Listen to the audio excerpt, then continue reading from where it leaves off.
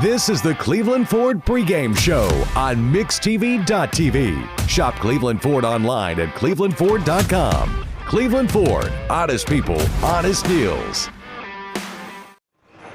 And good evening, ladies and gentlemen. Welcome to Jim Smiddy Arena, the house tonight for our rivalry game. It's Friday night, no better place to be than the house that Jim Smiddy built, alongside alongside Stephen Shelton. You wish you were Jim Smiddy. Shelton, I'm Denny Collins. We've got you here on Rivalry, the rivalry games on MixTV.tv.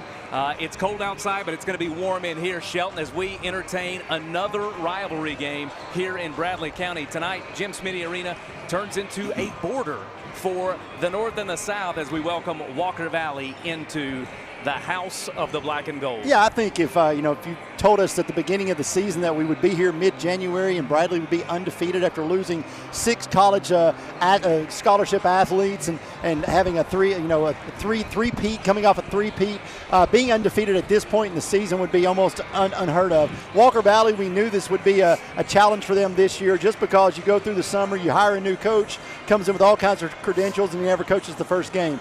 Angela was given Coach, she was given a tough assignment here, and she's done the best of what she's been able to do. She's 3-12 on the season. This is kind of a measuring stick for Walker Valley to say, hey, here's where we are, and they look across the floor there, and this is where we want to be. And for Coach Reuter, this is it. I mean, this is the team that he had that three-peat. Now you go in, you get Kamora Fields, the best player in the state of Tennessee, senior year. You've got a cast of characters around her that's done really well this season. That's why they're undefeated, Denny. But this, again, a measuring stick tonight for the Lady Mustangs, but that boys game next could be really good. Bradley Central Barrett 16-0 and undefeated in the district here at Jim Smiddy Arena. We also want to welcome to the Cleveland Ford pregame show Greg Phillips, who joins us on this Friday night. Greg, great to have you again. Another rivalry game. You were with us when we did the Cleveland and Walker Valley game. What do you see tonight in this girls' game? Well, and I think you guys have covered most of it there. I mean, this is a Walker Valley team that's very young, and even the girls that are upperclassmen, they don't have a lot of experience either. So they're coming in against a team that's been there, done that. They three-peated. Look at trying to go for 4 straight, and again, that's who they want to be. That's who most everybody wants to be. But this is a team that as they come out, they're just they want to come out and be competitive tonight, and I think that's really what they're looking for, is to stay competitive. Coach Reuter and I, we have some in-depth, long conversations sometimes, and I said, listen, I said, Coach, what do you think here? I said, you girls are undefeated. How come? I said, you come into the season and you start thinking, you lost so many players, so many starters. Now you're looking being undefeated. And I said, how did you prepare them? He said, I didn't. He said they've been playing against the best state in the state of Tennessee in practice for the last 3 years. That says a lot, Greg. No, 100%. And again, that's what these dynasties do. That's what these programs do. Is that their practices are the toughest place that they go. The games are fun because it's probably not as intense in most cases. Danny, we've been there, underclassmen. When you think about in an underclassmen situation, you're playing against, for our grown men, they look like. When your turn to get out there and you play against guys your size, your age, it makes things a little easier. Absolutely. I was going to ask you, you turn the page to the north end in Walker Valley. You come into this building, lots of history, lots of tradition. If you're Coach Angela Campbell, how do you get to that spot for Walker Valley? Well, I mean, it takes one step at a time. I think what they've done here at Bradley is they've done a great job of getting the right girls from middle school to attend this school, to be a part of this program, and it's a program of excellence, and Coach Reuter will drive these girls absolutely crazy. He wants everything done with excellence. The way they put their shoes on, the way they wear their warm-ups. I mean, it's almost just mind-numbing. Everything the basketball secondary, it starts with making everything else about perfection. No, 100%, and that's the expectation, and that's how you grow programs. Is you have the expectations, you set those expectations, and you hold them to those expectations, and that's where a lot of programs drop off, is when you start holding to those expectations. And again, I think this Walker Valley team, the thing that I've seen from them, I've called I think 5 or 6 of their games so far, is, and again, this is a different animal they're coming up against tonight, but they have played decent in spurts.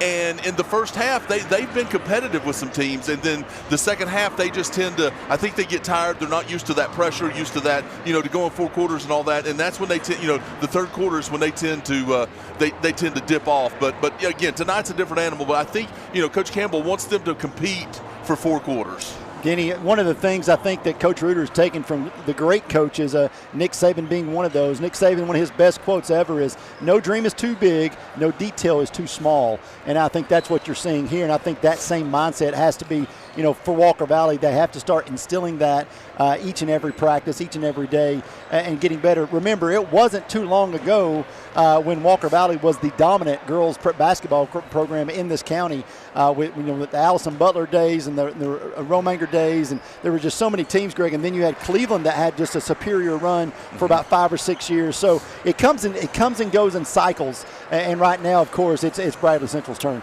You are listening to the Cleveland Ford pregame show. We're here on MixTV.tv. It's Rivalry Game. It's here live at Jim Smiddy Arena along with Greg Phillips and Stephen Shelton. I'm Denny Collins. We're going to take a quick break, come back, finish our preview, talk about our starting lineups. We'll give a little preview of the boys' game as we get ready for Rivalry Night this Friday night. Thank you for joining us. We'll be back in 60 seconds. Over 60% of teenage casualties in drinking and driving crashes do not wear a seatbelt. 1 in 3 high school students have ridden in a car 1 or more times with someone who's been drinking. Texting while driving increases the risk of crashing by 23 times. Don't become a statistic, be part of the solution. Car crashes are the leading cause of death among teens, 1/3 of which are from drinking or drugs. Brittany's kids say, Choices matter. Buckle up. Calm down. Drive safe and sober. You get a yearly checkup. Shouldn't your air? With your local Lennox dealer, regular care equals perfect air. With technology you can touch, comfortable air you can feel, and savings you can see. Not just perfect air, perfect for you air. Call Dale's Heating and Air to upgrade your air today. Lennox, air is life. Make it perfect. Duracell in Cleveland is now hiring mechanical skilled technicians from $22.17 to $27 per hour. Excellent benefits beginning day 1. Medical, dental, and vision insurance, paid vacation, holiday pay, 401k tuition reimbursement, and more. Apply at Duracell.com.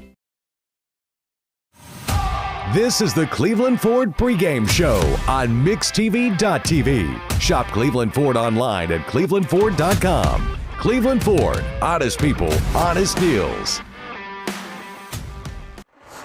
Back here at Jim Smiddy Arena on MixTV.tv, the Rivalry Games brought to you in the pregame show by Cleveland Ford, along with Greg Phillips and Stephen Shelton. I'm Denny Collins. Thank you for joining us.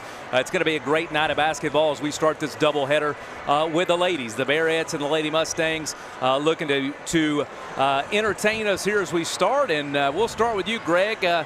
What do you look for here right out of the gate? We know what Walker Valley's up against. What do you do here if you're the Lady Mustangs first 2-3 minutes of this ball game? I think the thing you're looking for from the Lady Mustangs is not turning the basketball over. That's what they've struggled with in all games. And again, then you double that down with this Bradley defense, with the intensity that they play with and all that. So I think the first couple of minutes comes down to how many turnovers does Walker Valley have, and I think that's going to determine how far this game goes. Stephen, let's look at the Bradley schedule, and as you look down that schedule and you see a lot of quality wins, how do you make sure, if you're Coach Reuter, that hey, we've got some great wins, we don't want to minimize this game here, what's right in front of us right now, looking at that great schedule that they've already had? Well, the problem you have now is after Walker Valley, you can start looking ahead a little bit. Middle Tennessee Christian's a good team. Hamilton Heights is a good team.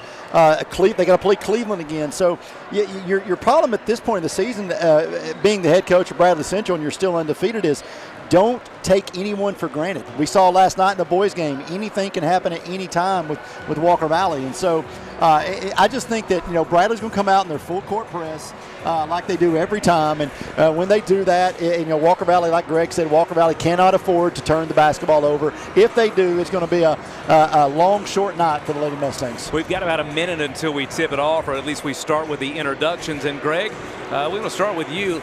We want to talk about key players here tonight.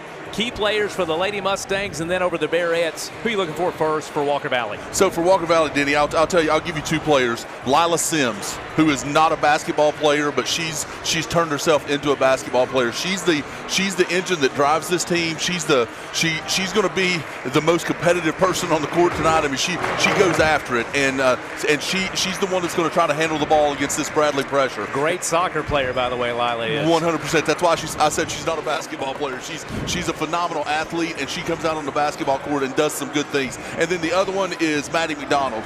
For them to be competitive in this game, she has to put the basketball in the bucket. Let's give Shelton the easy one. For the Bearettes, key players. You know what? Tonight, I'm not going to lie to you. Tonight, I think it's going to be the bench players. I think tonight the bench is going to play a bigger role in what they do. But I think Addie Guerin has a big night tonight. I think Walker Valley's defense, the way they're going to try to kill Kimura, is going to open up the floor. I think Addie Guerin has a really big night for Bradley Central. We'll, of course, spend some time talking about kind of how Bradley has to approach this. Kimura, obviously the focus of every team, and rightfully so. She's an incredible player, signed to go play with Clemson. We'll talk about that tonight. But I want to turn your attention as we begin the game to the national anthem here at Bradley Central.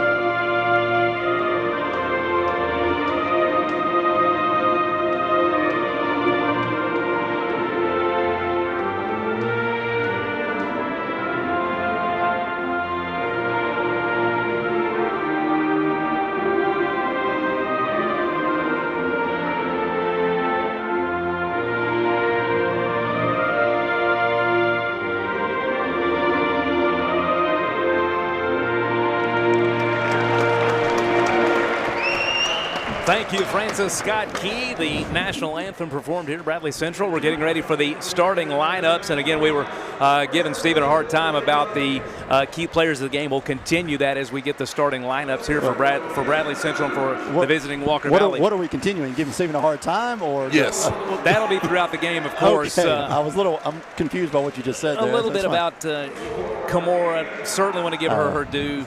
Signed with Clemson, a great high school career. Probably, people could argue, one of, if not the best, certainly one of the top players of all time for Bradley Central High School. My hot take of the night already. Kimura Fields is the greatest Barrett in Barrett history. There's no comparison for hardware, you would say, in any capacity. You know, there's a lot of great names on that wall right there. I'm putting Kimura up against anybody you want to put her up against. She has won 3 state championships here. She won 1 at Lake Forest. She got a chance to win a 5th one overall in her career.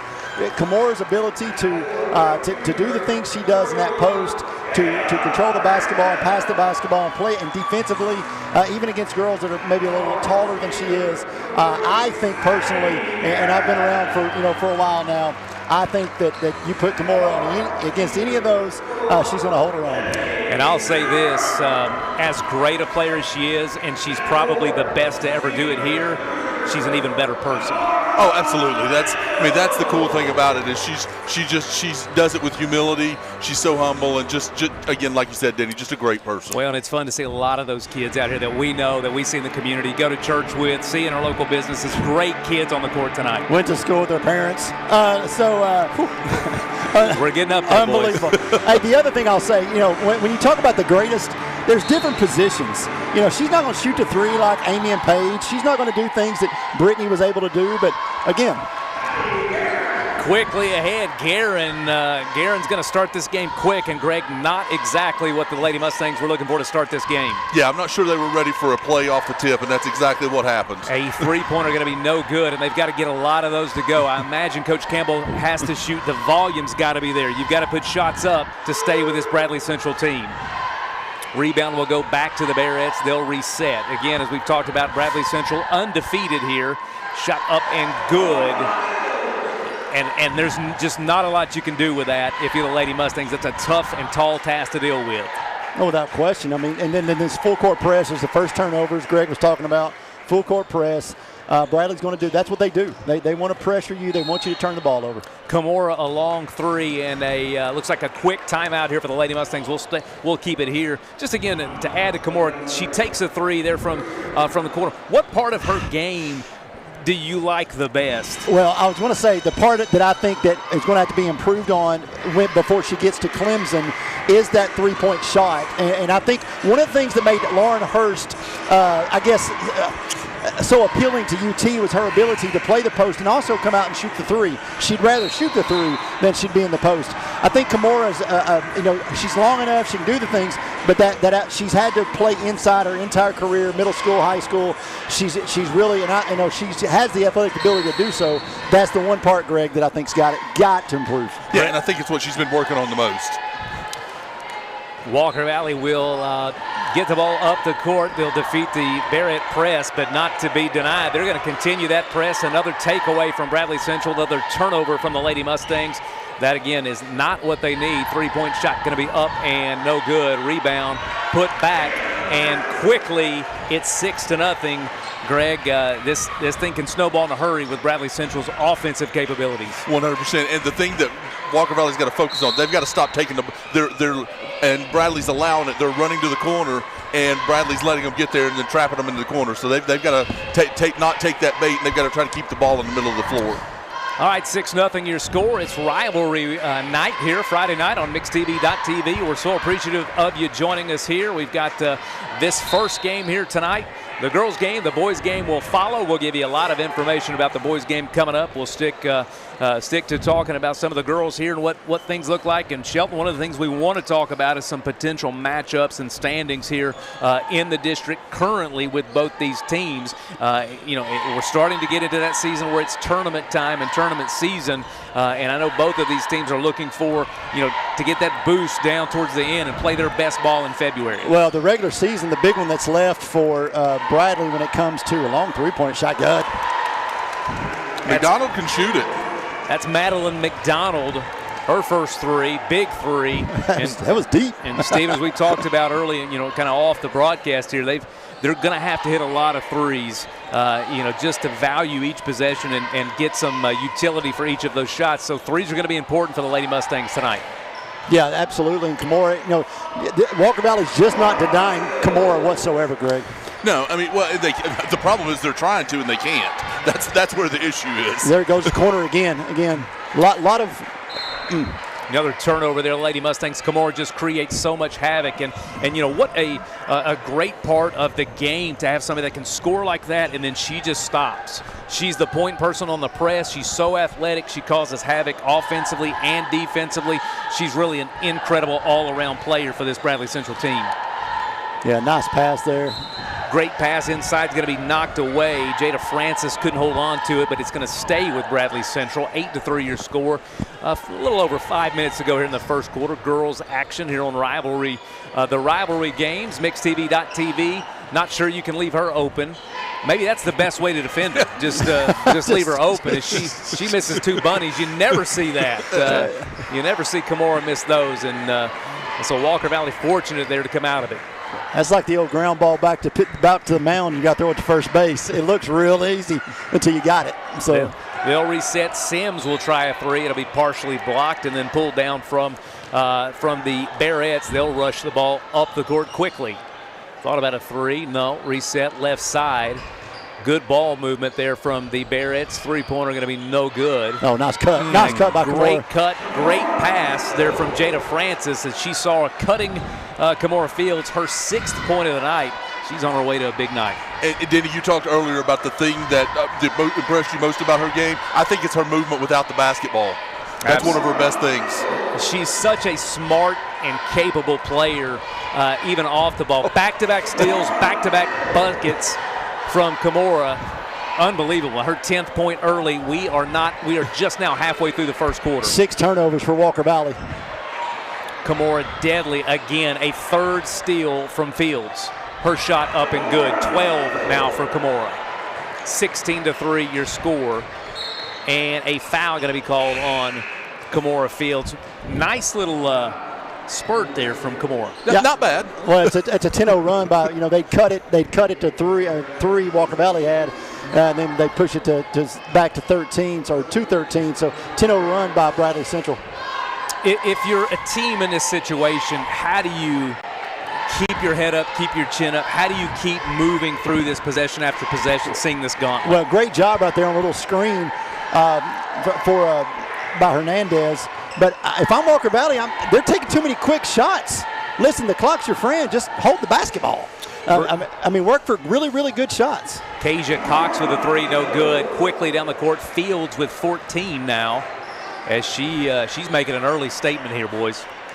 Well, I think she knows she's not going to play very long. That's exactly what I was about to say. She's trying to get them while she can. And knowing Coach Reuter, he probably said, you better go get yours early because you're not playing long. Another turnover. Bradley Central will bring the ball back up the court. Fields will have it.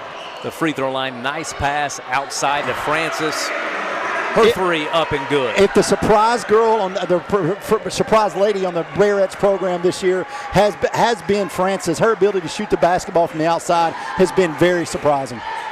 On the court now, let's just kind of give you a roll call. Libby Stewart, daughter of Jeff Stewart, Chief Jeff Stewart, Fire Department. Awesome volleyball player, too. One of my favorite to watch. Libby had a great senior season. I'd say not Jeff for sure. Not Jeff for sure. Libby's pretty phenomenal. Libby on the court. And, of course, Francis Camorra Fields there. Steal, runaway. Lady Mustangs McDonald, her 5th point. The only points for Walker Valley, 20-5 your score. Here in the first quarter, 2.5 to go. MixTV.tv, the rivalry games. Another Camorra Fields basket up and good, and Shelton just... What's 16? 16 here for Camorra, 16 of the 22. We have 22 minutes left in the first.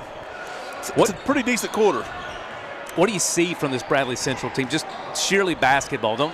Without this game, what do you see that you like from this team that maybe is different? I think a lot of people talked early that, this is going to be a team, they lose a district game, or they're going to have early losses, or maybe they're not going to make it back. I think they get after it defensively, maybe as much or even a tad more than last year's team did, just because I think they know how important defense is for them because they don't have the offensive firepower. Look, and let me add one thing to that. I think they're a little mad because everybody's talked about how they're going to drop off this year. I think they're playing with a little bit of a chip on their shoulder as well, and that's made a big difference in this. For sure, they have played phenomenal up to this point, 22-5, 16 points from senior Clemson signee Camorra Fields. Francis's three. It has been, Addie Guerin. Addie Guerin's three. It's been her 5th. So Guerin has scored, Francis has scored, and Camorra Fields has scored, and now a steal and a foul. Looks like it's going to be Sanaya Long. I'll make sure I say that right.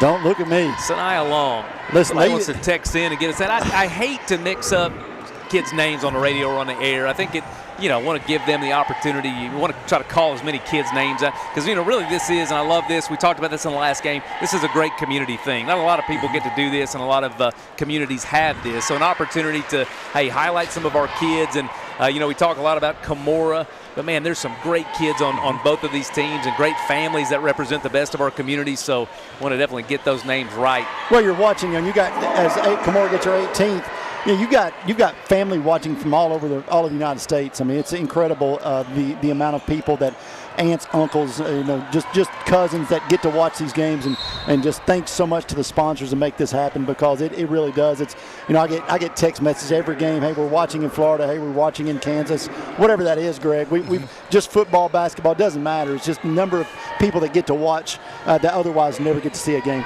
No, absolutely, and that's the cool part about it is all those folks that may have once been a part of the community or they have family in the community, and they do get to see these games and see their family members play. Well, we appreciate it. Shelton, you mentioned it, our sponsors, the Cleveland Ford Pregame, of course.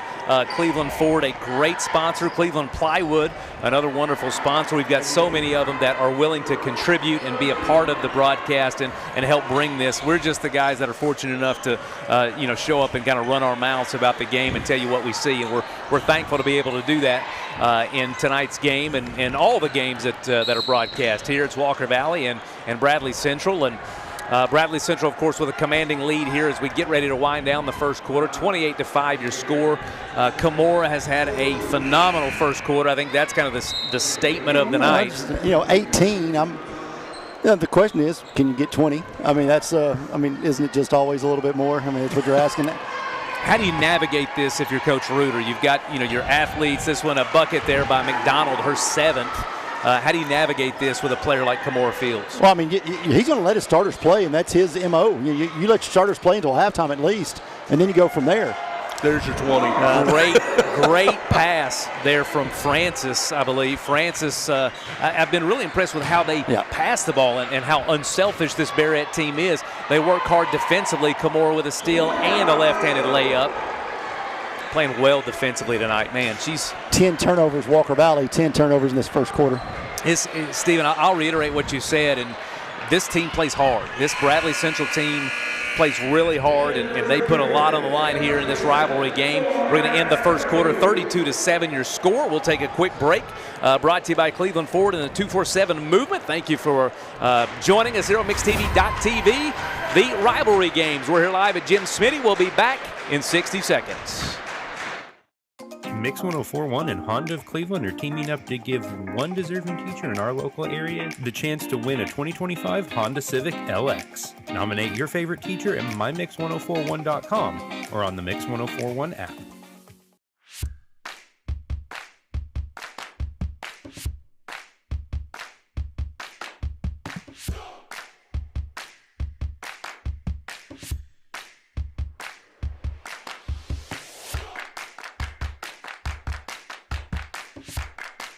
I'm C-Mark. I'm John Mark. John Mark and I just didn't put up billboards. We put down routes. If you're hurt, call us at 265-HURT. That's 265-4878. We are your local law firm.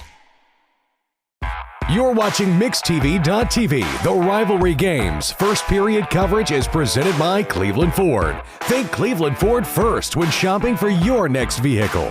Go to clevelandford.com. Cleveland Ford, honest people, honest deals. And we're back here at Jim Smiddy Arena, MixTV.tv, bringing you the rivalry game. Tonight, Bradley Central hosting Walker Valley, the Lady Mustangs.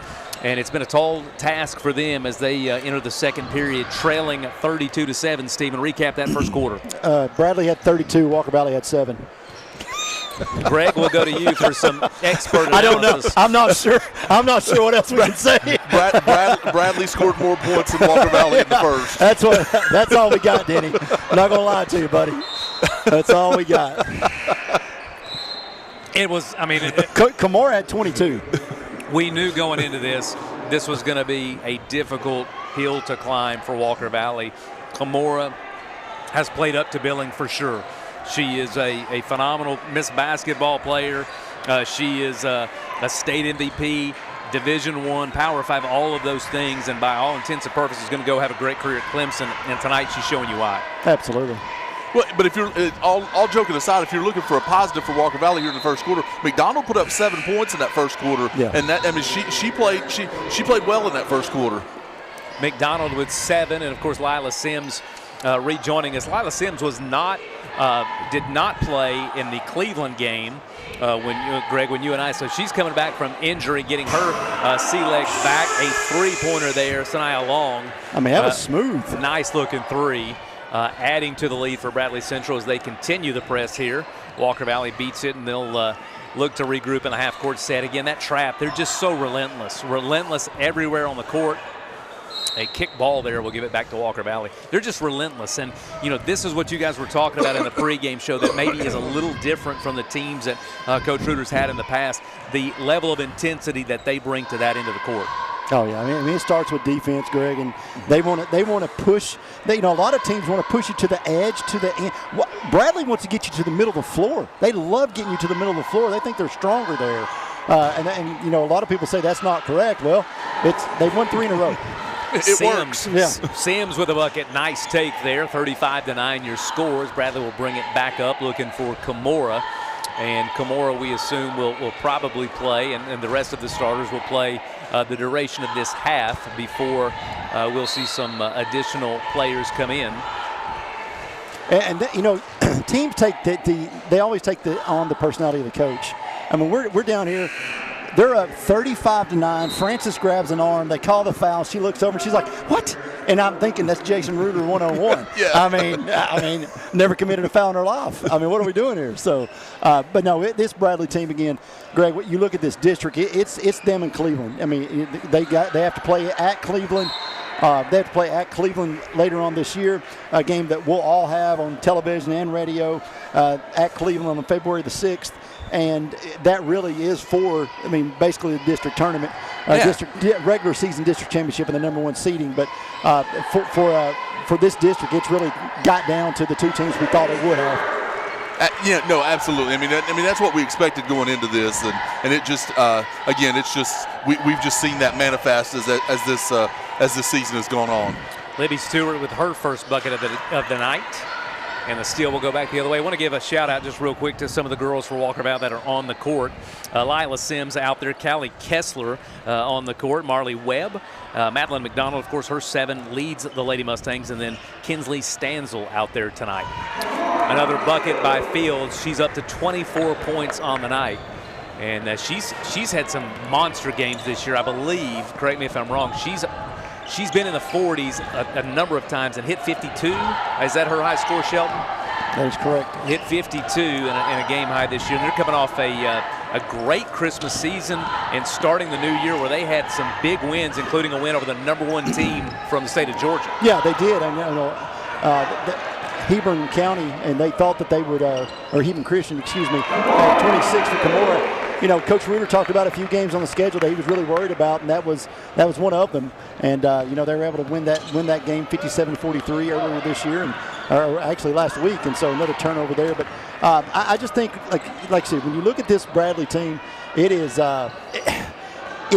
just incredible to think that they lost as many players as they did, and they're sitting here undefeated in the middle of January. Yeah, most definitely. And again, here's the other side of it too, and that's why I talked about the chip on their shoulder. I don't think there were very many people, if any, that expected them to be undefeated at this point in the season. I wasn't. Yeah, there's no doubt. Jada Francis will go to the line. She had a big rebound and put back, but was fouled. 41-9 your score. 4:46 to go here in the second quarter.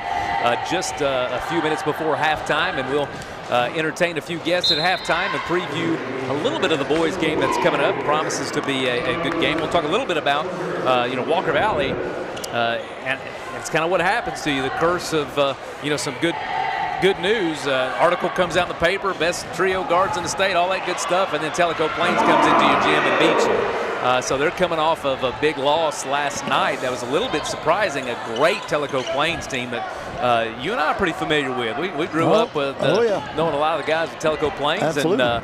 And so that was a big loss for them, and we'll see how that translates into the game tonight in a road rivalry game. I think it's going to be a good one, Greg. Yeah, and I'll tell you one thing. I called the Tellico Plains game last night. One thing that surprised me about Tellico Plains was their size. They had a couple of 6'6" gentlemen, and just really that's a good basketball team. Walker Valley should have won the game. Walker Valley didn't play their best game. Like you said, we'll see how that translates tonight, how they react. I know there's no such thing as bad losses, boys, or good losses, excuse me, and I think that might have been one of them. Oh, I agree. And I had a conversation with Coach Campbell after the game, and he was talking about how in practice they had gotten a little lackadaisical and things like that. So the fact that they lost may have just lit the fire under them that they need to go forward. Tellico, listen, you eat enough cornbread, 6'6", nothing. I mean, hey, dude, they had a kid, and I can't remember the kid's last name, but he came out of the corner 2 dribbles and just banged it last night. It was impressive. It was a different Tellico Plains team than Shelton and I grew up with, for sure. That team. When we were growing up, it was always the girls' teams that were pretty absolutely, good. Yeah, absolutely. Boys were never very athletic. Well, let me just say about their girls' team, they're probably not going to do anything this year, but next year and the year after that, they're going to be a tough team to handle. They've got the Reed kid is a player, and they're going to beat some teams here in the next couple of years. 3:40 to go here in the second quarter. 46-9 your score. The Barretts in control here, and I think most people expected this and anticipated this level of play from Bradley Central. Great pass, great feed from Payne to Jada Francis, just moving the ball really well. Her 10th, and Francis has been a nice compliment to Camorra tonight. It's Francis and Guerin. I'm telling you, they've been just dynamite for this. Whoa, come on now, Addie. For this Bradley Central Barrett team. Guerin, please go. Oh, I was wanting to spin move. And assist for 3. Guerin was your player of the game. Oh, absolutely. Well, I love watching Addie play. She plays hard. She plays with more confidence than years past, Greg. When we look at this district, though, you got Bradley sitting at 4-0, Cleveland 4-1, 15-3 overall. After that, you have Ottawa 2-2, Howard, Walker Valley, and East Hamilton all with 1 win in the district. So it's really, it's these two. But when you start looking at this region, this whole region, Coffee County and Cookeville, 2 teams that we are very familiar with. You've got Coffee County sitting at 17-4. You've got Cookeville sitting at 17-1. Yeah, most definitely. It does not. Again, with the way this new region is and this new sub-state and all that, it does not get. It's not a pleasant trip in the sub-state. You definitely want to win your region and you want to be at home. No question. Madeline McDonald for the Lady Mustangs. She'll go to the free throw line, misses her first. She looks to get the Lady Mustangs into double digits here in the second quarter. And she does. 8 for McDonald. Bradley Central up 48-10, and you start to think about, hey, what's this second half going to look like? What's Coach Ruta going to do in terms of plug and play here, and what do you look for here? What opportunities out there wait for that next guy or next player that's going to come up and maybe contribute? There's opportunity to be had here. Yeah, you've got to, and then they're part of this. Is this maybe the last time that these girls get to play Walker Valley, and it's a rivalry game, and you got to take some of that. And he usually starts, Greg, his starters again in the third quarter. He'll let them play for a while. He takes them out. They won't see the floor again. Yeah, and I think that's what we're going to see tonight. But the other thing I was going to add is whatever you're going to do in the second half, you better do it quick because it's going to be a running clock, and that second half is going to go really fast. Swing pass by Lady Mustangs will be a turnover, and we're approaching 2 minutes to go. Yeah, Greg nailed it. 17 turnovers so far for Walker Valley in this game, and that's just, it's a recipe for disaster no matter who you're playing. I'll say this, Shelton, you and Greg both have been around for a while, and from the inception of Walker Valley 25 years ago, and there were some tremendous teams. Allison Butler, you mentioned, Mindy Cox, Heidi Rominger, Suzanne Morris, Suzanne we Morris, can go on absolutely. And on. And for the longest time, the Lady Mustangs, they were the premier team. They were the elite program, and they were the front runners. And then, of course, you talked about it. It shifted and went to the Lady Raiders, and they had some incredible years and incredible runs. And now this has been kind of the era of Jason Reuter and this team, and it's been a dominant era. If you're, and I think Cleveland, we would agree, is on the rise. They're next up. They're next up. Cleveland's next up. You look at this. You look at this Cleveland team and the way they play and the job that the coaching staff's doing there, and I just feel like that they're the next up at least for a year or two. Some really good young players, and then we'll see where it goes from there. Addie Guerin, another 3. She heard you. That's 8 for her, Shelton. Yeah, I'm telling Addie after the game, you're my pick to click. Yep. We need to fire it up a little bit more, baby. If you see the rim, you're open. Cleveland, of course, Lady Raiders very young, and you look at that schedule. I think they've not looking ahead, but they're going to look at that game at the end of the year at Bradley Central, or hosting Bradley Central, as a big opportunity for them. I think they felt like they came in here and really had something to prove. They felt like they had an opportunity to do it, and they're looking forward to that game late in the season. Well, they dug such a huge hole early. And then at the end of the game in fourth quarter, they decide they want to press all of a sudden, and they really disrupt what Bradley was doing offensively, and they get themselves back into that, and end up losing by 9, I believe it was. But it doesn't, and then their Coach Hensley's decided to go have a baby, and so I think they found some things they like. Kamora Fields, nice turnaround. Is that 30? 30 for Kamora. She's got 30. We're 45 away from the horn for halftime. 30. She's put in a great game through one half. Phenomenal player. She's just been, I know we talk a lot about her, and probably people are tired of hearing us talk about her, but she's just a great player and a great kid. Promise we won't say a word next year. That's right. That's right. No, that's right. So you don't enjoy them while you can. That's right. In the last 25, 30, 40 years, when you think about players that have come through this program, I can think of Brittany Jackson, Paige and Amy, and now you got Kamora, and you've got others but I'm talking about serious, big time Division I. Tiffany Buckaloo hits me as one that went to, and then Copeland went to Florida State. So you can count on maybe a hand and a half of players that have went on to play, big time Division I basketball, Greg, and those are special players. No, absolutely, and again, you want to celebrate them because there's a lot of areas that don't get to see the caliber of basketball players that we've got to see through the years, and people here don't realize that for that very reason. I mean, up where I'm from, you haven't seen talent like that, especially in girls basketball, and it's just you've got to enjoy it and come and watch it while you can. Well, it's been so enjoyable for me. I met her, and I tell this a lot to people, that I met her on the tennis court. So she was a tennis player at Lake Forest Middle School, and so of course the Collins girls grew up playing tennis, and so she would come out and play tennis for Lake Forest, and was an incredible tennis player. And so I learned, as it's like, hey, whatever she touches, she's great at. So we would she's see my her first pick in whatever we're playing. Absolutely. So we'd see her on the volleyball court, then you'd see her on the basketball court, and then you'd end your season seeing her on the tennis court. And it's like, man, we can't get rid of her. She plays everything. And what I loved about her is, when I'd go up and talk to her after a match in middle school, so humble, so thankful. She was just a great kid, and she was that way in the classroom. She's that way in the hallways, in the community. She was just so nice. And I was, I kidded with the volleyball and the tennis coaches here at Bradley, like, man, y'all got to get her out there. You've got to get her out there. And they said, buddy, we've tried. We have absolutely tried. So she's a spectacular athlete, and she's going to do great. Even when the basketball career is done way down the road, she's going to be great at whatever she decides to do. Absolutely. Stansel hits both free throws there, her first 2 of the night. Callie Stansel for Walker Valley, so that's 14 for the Lady Mustangs, 56-14 your score. Under 10 seconds to go, three-pointer off.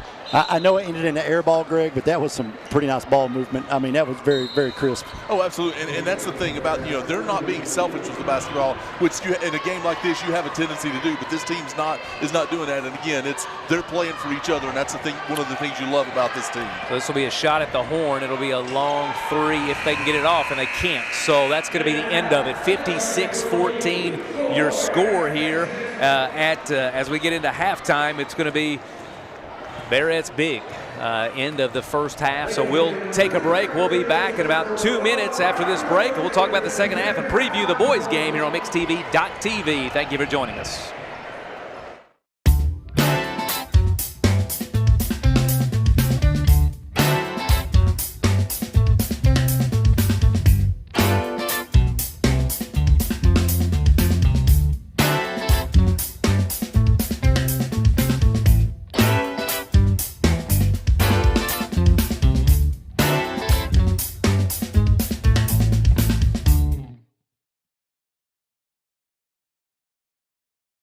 Owning a home should be one of life's greatest pleasures, but without a solid foundation, it can become a major source of stress.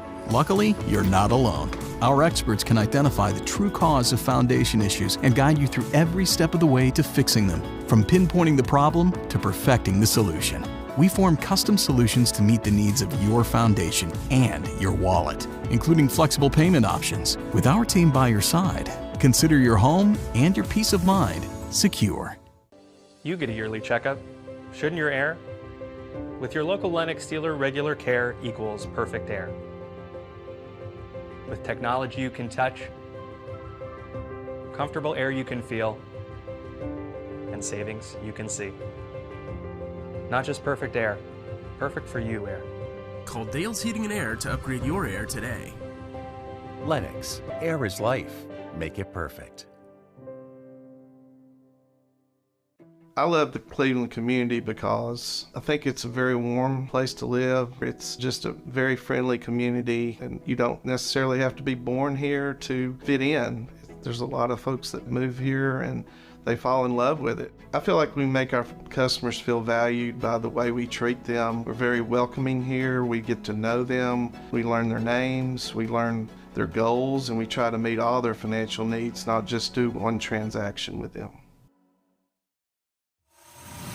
You're watching the Rivalry games on MixTV.tv, driven by Mountain View Nissan of Cleveland. It's time now for tonight's halftime show, sponsored by District Attorney Stephen Hatchett. And we welcome you back here on MixTV.tv at Jim Smiddy Arena. It's halftime, the Stephen Hatchett District Attorney halftime show. And Stephen, I'm going to give you all the credit for this. You have arranged for a special guest for us here at the halftime show. You landed it. Absolutely. I'm going to turn it over to you and let you do the introductions. Well, we've got one of the best, maybe greatest all-around athletes ever to walk the halls here at Bradley Central High School. Coach Matt Clayton. Coach, first of all, thanks for joining us. I know you didn't want to. Nah, this is fine. This is fun. I knew if I called you that 13th time, you would deliver. And I decided I guess I better pick up. You might be in a ditch somewhere or something.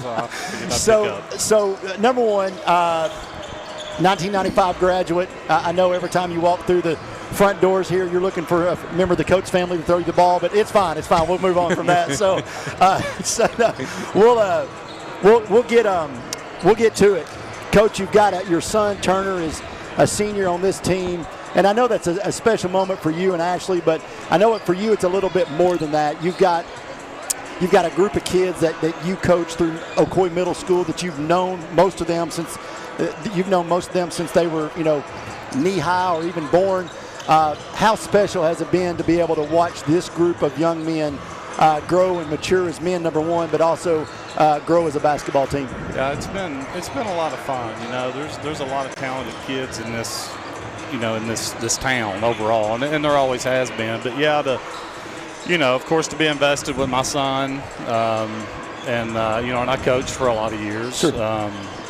But the group that he came through was, it was I don't want to say it was a unique group, but there was a lot of really nice, talented kids, and most of them are, still playing today, and some of them may have a chance to, to go on. But we had a lot of fun. We started, really young, or not too young. Sure. I think we were always, me and my wife were always advocates for, don't, pull the plug on it. Don't do too much. Let them still want more when they're young. And I felt like we did a decent job. But me and Brian Hood did some work with them for a couple of years. And then once they got into middle school, I got to work with them a lot more.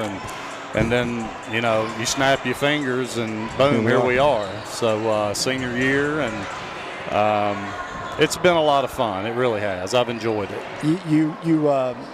You've seen these kids develop. I remember that at their 8th grade year, I think some of your biggest problem as a coach, as I sat in the stands, was who to play when. You look down through there and it's like there's no drop off. Yeah, that's very rare. That's true. A lot of the times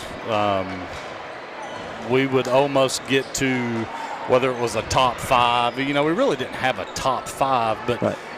Practice was very competitive. It was very competitive, and it was a lot of fun. That year was truly a lot of fun because like I said, we had 8, 9, 10, 11 kids or something out there, and you could just kind of keep throwing punches and bring another one in. And but practices were a lot of fun. I always said sometimes, maybe the second best team we played all year would be the guys they play against, every day in practice. But just talented kids. Bright future for a lot of these guys, and great families. It made my job, a whole lot of fun. made it easy. Have you been? I've watched a little bit of. Sorry, Denny. I've watched a little bit of film on these guys, and I've watched them grow up, of course. But when they get to this point in their career, and everybody's, as we get a little older, we want to take the shot, and it's just part of growing as men, young men. Have you been as impressed with this team as I have with their unselfishness and the willingness to pass the basketball? Yeah, I mean, I think that just goes to it's credit to them just kind of growing up together. They know each other. They love each other. They have that brotherhood with each other, and they want to see success in every single person that's on the team. So I don't think that aspect of it is hard for them.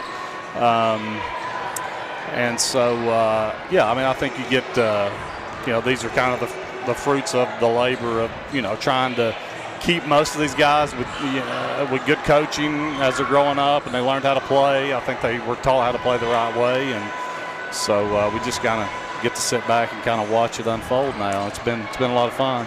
I want to ask as a dad, and this is probably the worst question to ask and the hardest question to ask because I know you as a person. I already know the answer to what you're fixing to ask, but go ahead. How's it going for Turner? What's next for Turner? He's been a joy and just absolute so much fun to watch, and this is playing out in his senior year.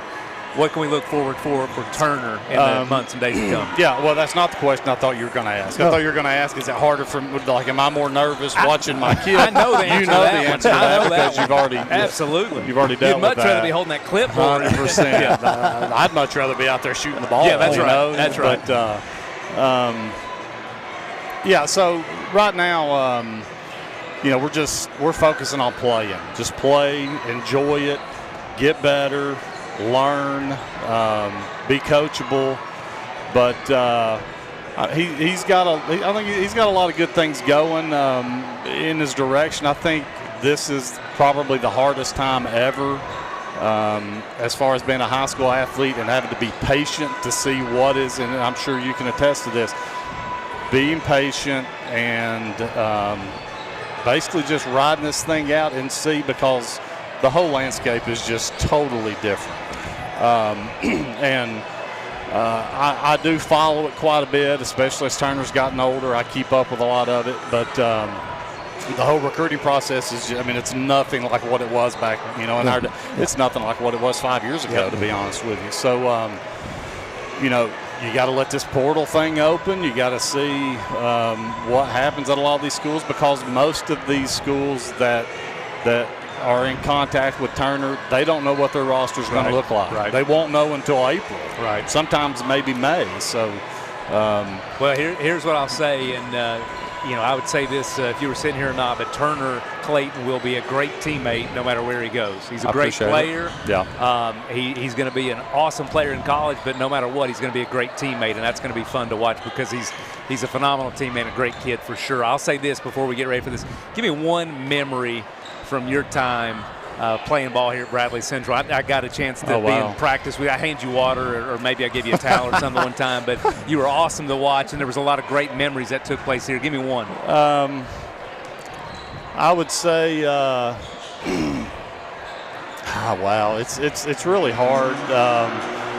Fond memories, there are a lot of them, but man, I tell you what, I have a lot of those. Man, God, could we not have just done it? But fond, I won't be negative. That's a coach coming out here. He's going back to, we could have done this better. That's right. Just, rewind it a little bit. But, I set a couple of shooting records while I was here. Those were fond memories. And just having my parents in the stands when I did. I can specifically remember when I broke the career record with my parents. They actually shut the game down and brought me over, gave me a ball. I threw it up to my dad. So that one sticks out there pretty well. Well, I'll tell you what I remember from those, and it's a lot different. And we all, as we get older, go back and say, man, back when I played or back when I was a part of it, where we're sitting here, were stands, and we looked across and there were stands, and it was packed. Yeah. You have a Bradley Cleveland game, and it was unbelievable, the atmosphere in this community. And I know you were a part of some of those legendary games at this place and at the Dome, the Cleveland Dome as it was, and so many great games. And of course, we want to say certainly, Earl Rowan. I think we'd be remiss not to mention Coach Rowan, who recently passed. And Coach Rowan was an icon here, not just as a coach, but as a commentator and a broadcaster, and just as a personality for Bradley Central. He was your coach, and I know you loved Coach Rowan. Absolutely. Probably didn't always agree with him. But that's been a dumb 17-year-old kid, too, thinking you know everything. Absolutely. And of course, I get that at home now a lot, which I'm not in the coaching. Funny how that works. It is. I'm not in the coaching profession anymore, but my son doesn't like listening to me. But I appreciate you guys having me on. And we're going to switch to girls basketball real quick, Coach. Kimora Field's pretty special. Yeah, she's a pretty elite kind of player. No question. She's kind of writing her own story right now. But, I guess the biggest thing I've probably noticed over the last year and a half is really, when I first got to start watching her play, I thought, man, she's going to be like a really, really nice true post style player. But her perimeter game is real. Her ball handling, her outside, her perimeter shooting's really improved, and she's definitely going to have a lot of success in the next 4 or 5 years. I've already got 12 text messages. I said Kimora was the best player I thought. Elite player in the last 20, 25 years at Bradley. Well, my phone is just blown up, and there was one player that I don't know how I forgot. There's a lady named Ron Howard that wasn't too bad that I happened to forget. So you can't. I don't think anybody's forgot that name. Well, I did all of a sudden. So no, she's as I was trying to remember ladies that played here. Well, as I sit here and I kind of look at all these jerseys and the tradition, of the Barrett's program, there has been some phenomenal. I actually got to listen to Brittany Jackson's podcast that she did with a young man, and forgive me, I can't remember his name, but and just listening to Brittany and listening to how she talked about this program, and of course how she talked about the Lady Vols program, but man, there's been so many just legendary absolutely players come through this program. It's phenomenal. And one of them, I remember, again, I did a lot of watching in my high school days. I would watch you and Amy Guerin after practice a lot of time. Would go three-point contest. That was a lot of fun. Oh, man. That was a lot of fun. But it was, 20 minutes before anybody missed. I mean, back and forth, Matt Clayton, Amy Guerin, it was a pretty phenomenal show. I'd say I came in on the short end of that deal probably 95% of the time, but they were fun. She was a fun player to watch, and of course me and Amy have kept contact over the years with her being at Cleveland. But it's really impressive what these girls have done in the last, really just kind of over time, but the last 6-8 years have been, pretty impressive. Well, Matt Clayton, we're going to let you go get your popcorn and your Coke and find your corner to hide in. Are you a top deck guy, or do you kind of get on the floor and hide? Where do you go? You know the answer to that. We're going to go let Coach find his spot, get his popcorn ready, and we'll get back to the second half here as we're underway into the third quarter. Bradley Central, again, still a commanding lead over Walker Valley as they look to kind of put the exclamation point on this game and move over. As Stephen Shelton tells us, we've got 35 now for Kimora in the game, and this is another night at the office for her. Yeah, it is. I mean, she's played well. I do apologize to those who are listening and watching. Listen, touchy crowd. Forgot all about Ron Howard. She would be on my list of elite as well. By the way, every once in a while you just forget, and didn't have any notes on that one. So that was off the cuff, and so I was actually thinking to myself when I was naming some of those, I thought, man, I'm doing a great job of this until my phone started buzzing, and I found that I wasn't doing such a phenomenal job as I thought I was doing. So. I don't think anybody's going to question Ryan Howard's place in the legacy of Barrett. So I don't think so. I think she's pretty well cemented there for sure. So we'll get back to the third quarter here, about halfway through. The Barretts and the Lady Mustangs tangling here on a Friday night. MixedTV.tv. We're super thankful that you've joined us. We've got the second half of this doubleheader coming up as we've got the Bears team getting loose behind us, and we'll kind of get Greg back in the booth here. And Greg, you've had an opportunity to kind of think through and get prepped for this second half as we close out this second half. How do you move forward if you're Walker Valley? You forget. This is a waste game. I mean, for Walker Valley, this is not a game that they thought they had a chance to win. I mean, again, just being realistic, and I think that's what you have to do in this situation. You got to be realistic. You got to discard this game, and you've got to get back, because Tuesday night, Walker Valley against East Hamilton, that's a game that the Walker Valley girls can win. And so you've got to get rid of this game quickly and focus on that game that you can win on Tuesday. And the Lady Mustangs with one district win, they'll look to position themselves for an opportunity to move from the district to the region. Bradley Central with command over the district, undefeated, and they're really looking for that we talked about this, hosting and staying at home, and that's really a critical element, as you guys talked about, the opportunity to either look at Coffee County or Cookeville, and then of course Bearden and Sevier County. So that playing well down the stretch is critical. There's no throwaway games for either of these teams. Well, Bradley Central's only lost the Barretts have only lost one sub-state game on this floor, and it was the year, Greg, that if you remember, I think it was Sloan Carpenter turned her ankle first play of the game, and she went out. So it's definitely being at home, being in this environment is definitely a bonus for the Barretts if they get to that point, trying to make their way back to the glass house. Oh, 100%. I mean, again, this is one of the hardest places to play in the state. It doesn't matter what you're playing. This is one of the hardest places to play in the state. And again, part of that is because of the team you're playing. Part of that, the team see the name on the front of the jersey, but part of it is the crowds that are here, and you're just so close to the floor. When it means something. Denny said that earlier during the halftime. This gym used to be full almost every game, and it was even bigger then. But this thing can still rock when it wants to, especially when the games mean something. Yeah, most definitely. That's that again. The crowd, the community shows up when it means something. Well, that's the goal, I think, for Jason Reuter. He, obviously wants his team to play well, but hosting and having that game here in Jim Smiddy Arena, obviously critical for Bradley Central as they want to begin their quest to how many? See if you remember this. How many in a row are we shooting for, Shelton? How many in a row? How many in a row are we aiming for Bradley Central? State championships. Four, baby. Four in a row. Who would have ever thought that? I mean, we lived in a time when, man, just getting there was a big deal. Unbelievable. And now you have an opportunity for this program to win 4 state titles in a row. Pretty special. Absolutely. Long and one. 8 for her, but right before that, Denny, I know your vision has been completely blocked, but McDonald now has 10 for Walker Valley. Good night for her. We'll probably have to move this up for the boys' game, no, we've had a good time here. 71-20 your score.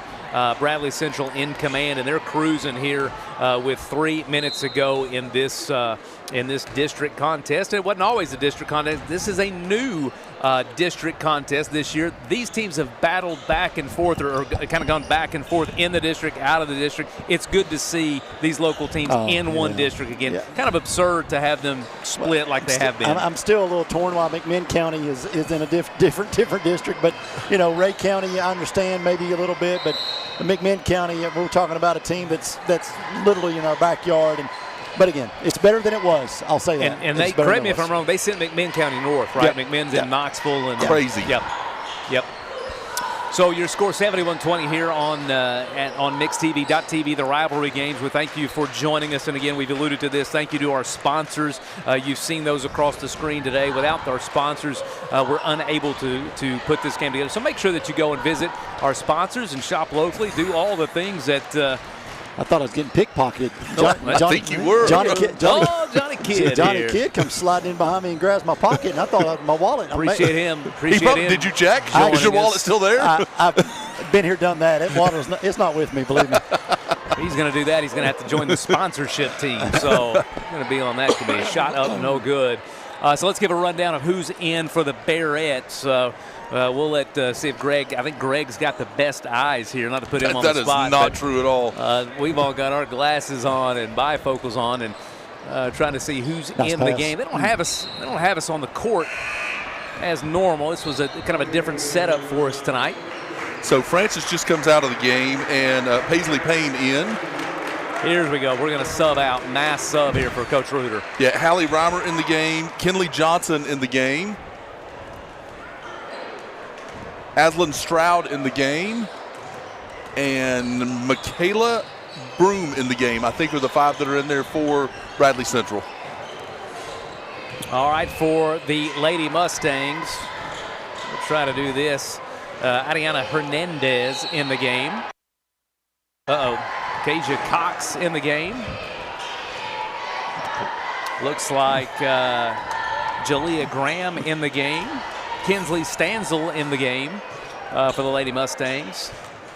And Callie Kessler in for the Lady Mustangs. So a host of new young ladies in here in the second half as we minute and a half to go in the third quarter, 71-20 your score. And let's go ahead and talk a little bit. We alluded to it with Matt Clayton, talk a little bit about the boys game and kind of what the landscape is for the boys contest tonight.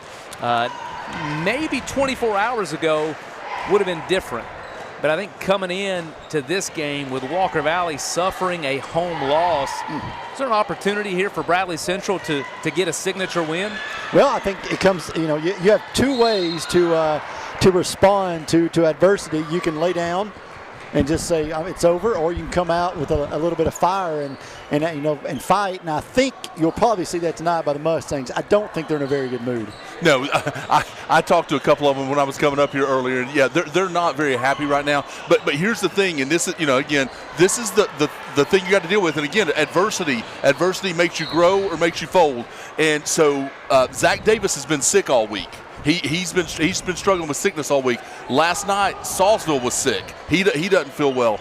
Turner actually hurt his thumb last night. So they're a little bit banged up right now. So, Bradley, it's one of those things that one of two things is going to happen when this game starts. Either they're going to come out and just blow Bradley out of here, or if Bradley can come in and jump on them early and maybe, get them thinking about the injuries and things like that, then it could turn into a different game. Coach Karp's team has been, of course, last year went to Final Four, the state tournament. They've been a team that's played well late in seasons. They struggle a little bit early, then kind of piece it together and figure it out. And this, to me, is an opportunity for them to say, you know what? We can do this again this year, and what a better place to start than a rivalry game at home on a Friday night. Good opportunity for the Bears. Well, to your point, the thing that Bradley has to do that Walker Valley doesn't have to do as much is a lot of their players play football. And so for Walker Valley, some of their key guys do not play football. So they're ready to go. And so it does take some of these, what I would call more traditional football schools, to kind of get the pieces put together. And it's usually after Christmas break when they do so. So the Mustangs, and Greg, you were on the call last night. I just want to allude to it a little bit. We'll talk more in pregame, but pretty tight called game last night, you would say. And you're baiting me now. No, that's you're baiting me. Not my intent. Just get a little good conversation going, but a tightly called game. And there's been discussion sometimes that sometimes these games are called one way, and that type of game typically doesn't translate well for Walker Valley. They need to be a little more physical. They need, they don't need that tightly called game. Yeah, and 100%. I mean, that's the key. Again, you said it well. Walker Valley is a team that they play defense with their bodies. They move people with their bodies. They want to play physical. They want to move you, and that's one of the important things. If they're calling touch fouls, that is definitely not an advantage Walker Valley if they're calling touch fouls. Stroud with her 4th point for the Bearettes, and 75-21, I believe your score. That was 76. Excuse me. That was a great stop and spin right there on the drive. Long three by Reimer, not to go, but that'll end the third quarter. 1 to go here on MixTV.tv, a rivalry game as the Bearettes up big here as we prepare for the start of the fourth. Quick break. We'll be right back on MixTV.tv. This is John Davis, the trade-in man for Kia Cleveland on South Lee Highway, and we will overpay for your old car today. High mileage, cosmetic issues, that's okay. Rusted, busted, can't be trusted, all trade-ins are welcome. Just bring us your old car as is. Don't even wash it. You'll be shocked of how much I'm willing to pay for your old car in any condition. Come see me, John Davis, the trade-in man for Kia Cleveland on South Lee Highway in beautiful Cleveland, Tennessee, where selling your car is as easy as 1, 2, 3. Hardee's Original Bag is back, but only for a limited time. Choose from the Charbroiled Double Cheeseburger, Hot Ham and Cheese, Spicy Chicken Sandwich, and our Hand-Breaded Chicken Tender Wraps. The Original Bag. Any 2 plus fries and a drink, just $6.99. At Hardee's. You're watching MixTV.tv, the rivalry games driven by Mountain View Nissan of Cleveland.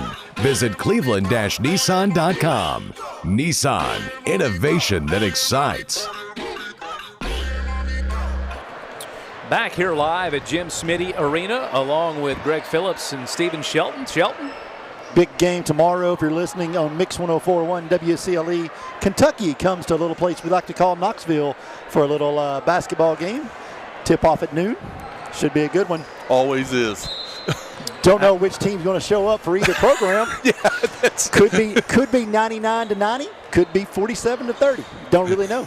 47-30 may be generous. Yeah. The way those teams can show up. Holy smokes. As long as Tennessee's not playing in Gainesville, I think we're going to be okay. I'm not real sure what's going on when they travel down to Florida, but that was another ugly game for the Vols. Something happens when they cross the state line. I'm not sure what it is. Basketball, football, no matter the sport. Nice move there from Lila Sims. Tell you what, Lady Mustangs are still playing hard.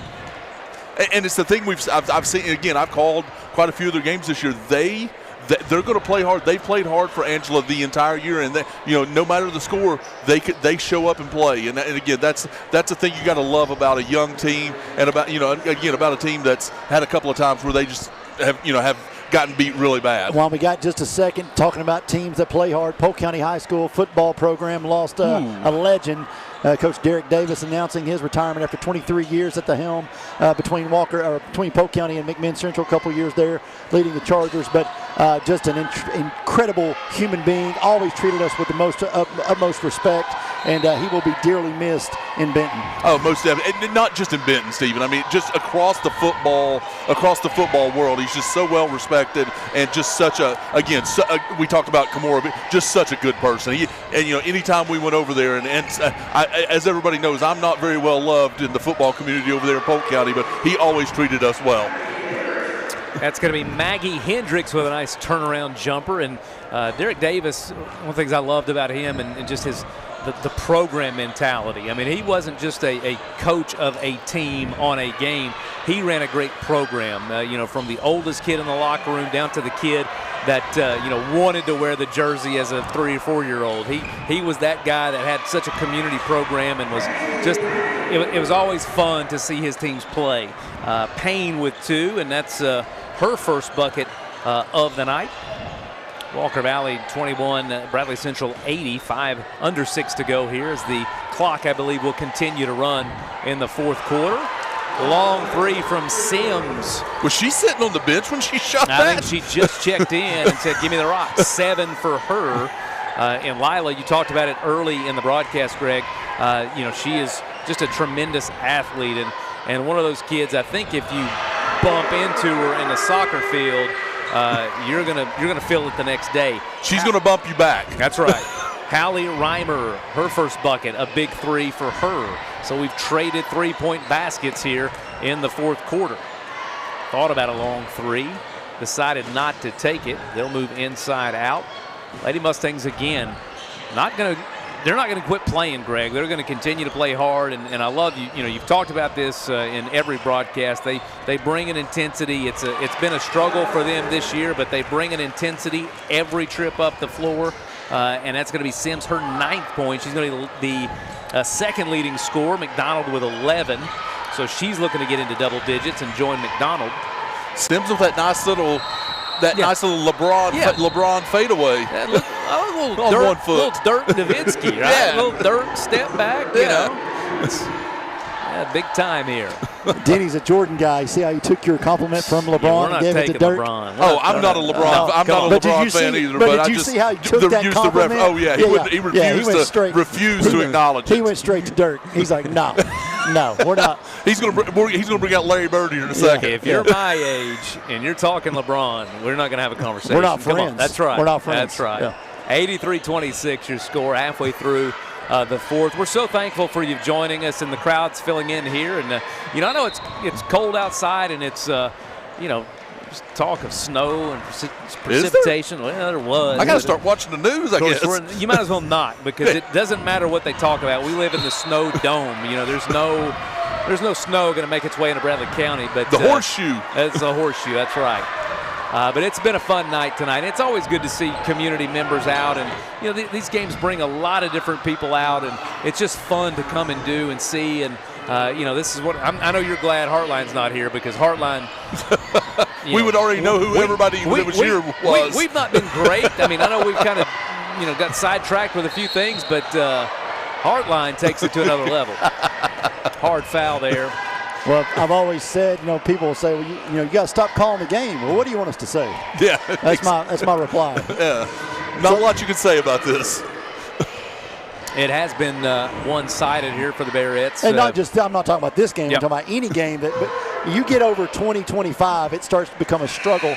Just to let you on the inside of television and radio, it becomes a struggle when you're trying to figure out what to say and how to fill a few minutes. Well, the truth is, we're bad as it is. And, Right. And when it's a tough game, it's going to become that much worse. I mean, you get what you pay for here. So that's 12 for McDonald. 12 for McDonald. Nice night. That's nice she'll night for her. lead the Lady Mustangs. It's a good night, and that's going to be one of those things that's fun for her. Like, hey, leading scorer in a rivalry game. Those were a lot of fun. Kessler with a nice block. Kessler's a good-looking, tall, athletic-looking girl there.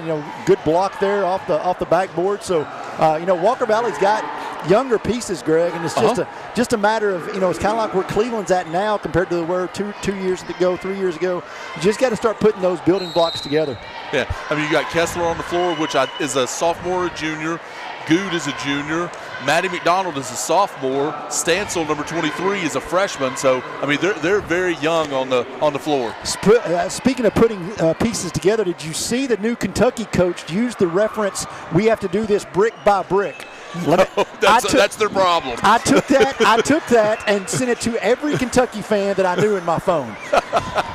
Coach Pope, that doesn't work out well for you, buddy. No, new football coach. Football. I'm sorry. Yes. Oh, even worse. Yes. Sorry. Yeah, that's going to be a problem.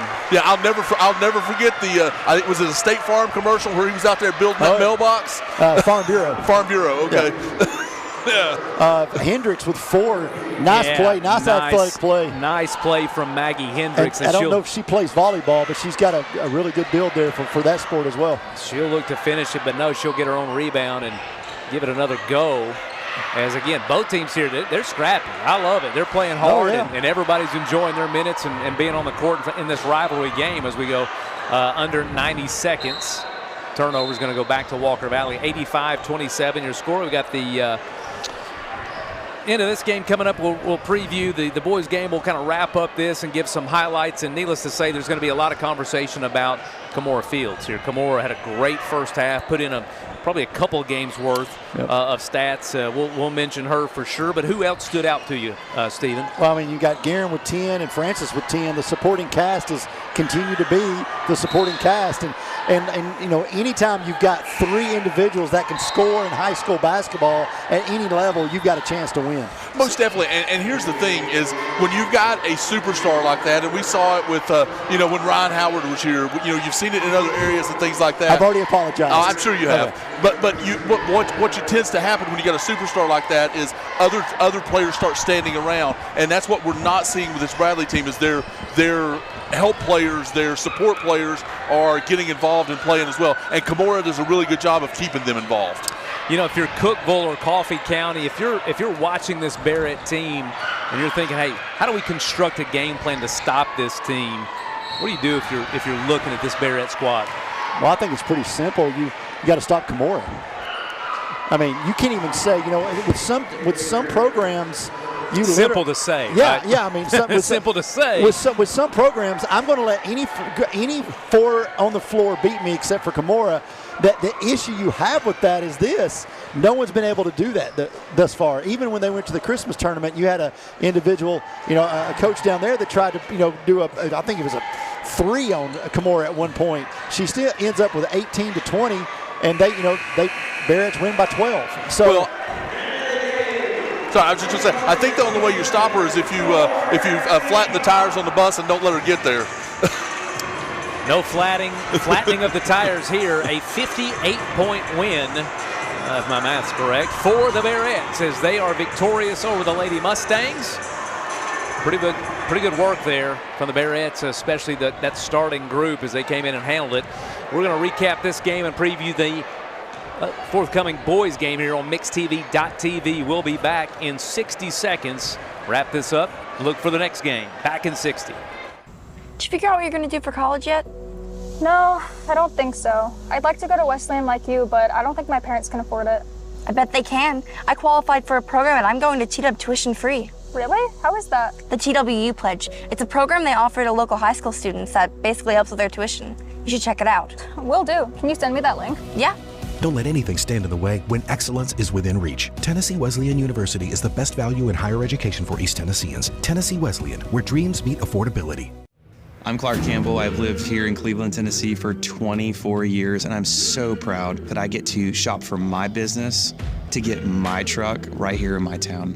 I left my gas truck a couple years ago when I realized that this mid-sized truck with a diesel engine could pull my trailer with so much more efficiency, and they helped me find it. There are a lot of options when it comes to dealerships. This is going to be the first place I go to every single time.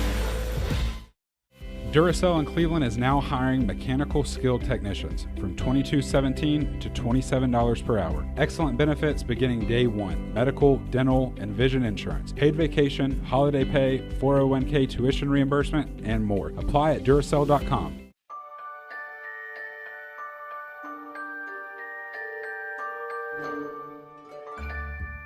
Sun is shining, it's a beautiful day.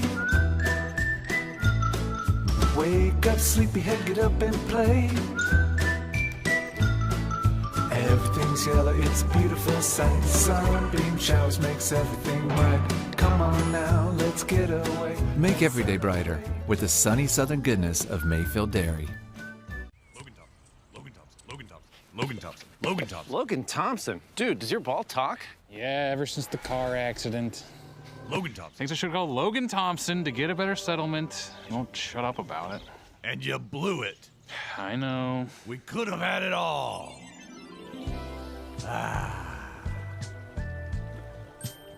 Logan Thompson. Call Logan Thompson. We get results. Call Logan Thompson. No more varicose or spider veins. No more tired, achy, restless legs. No more swollen ankles. It's time to get back To a better you with the help from Milligan Vein Clinic. Our board-certified physicians have treated thousands of patients using the latest technologies to restore healthy, great-looking legs. There's little or no downtime. It was covered by my insurance. My legs have never felt better. Milligan Vein Clinic, improving the quality of your life. You're watching the Leisure Time Bowling postgame show on MixTV.tv. Take your crew to Leisure Time Bowling on Keith Street this weekend.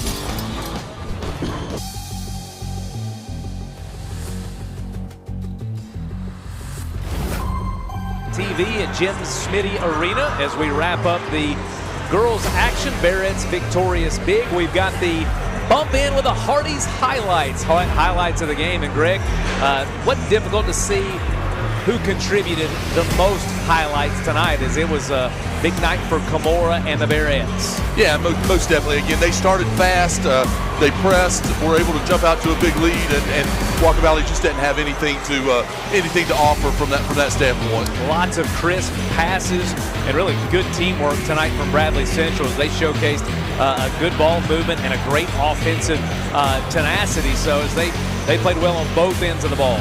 As they always do. Again, Stephen talked about it earlier. Coach Reuter demands perfection. He demands excellence in all that they do.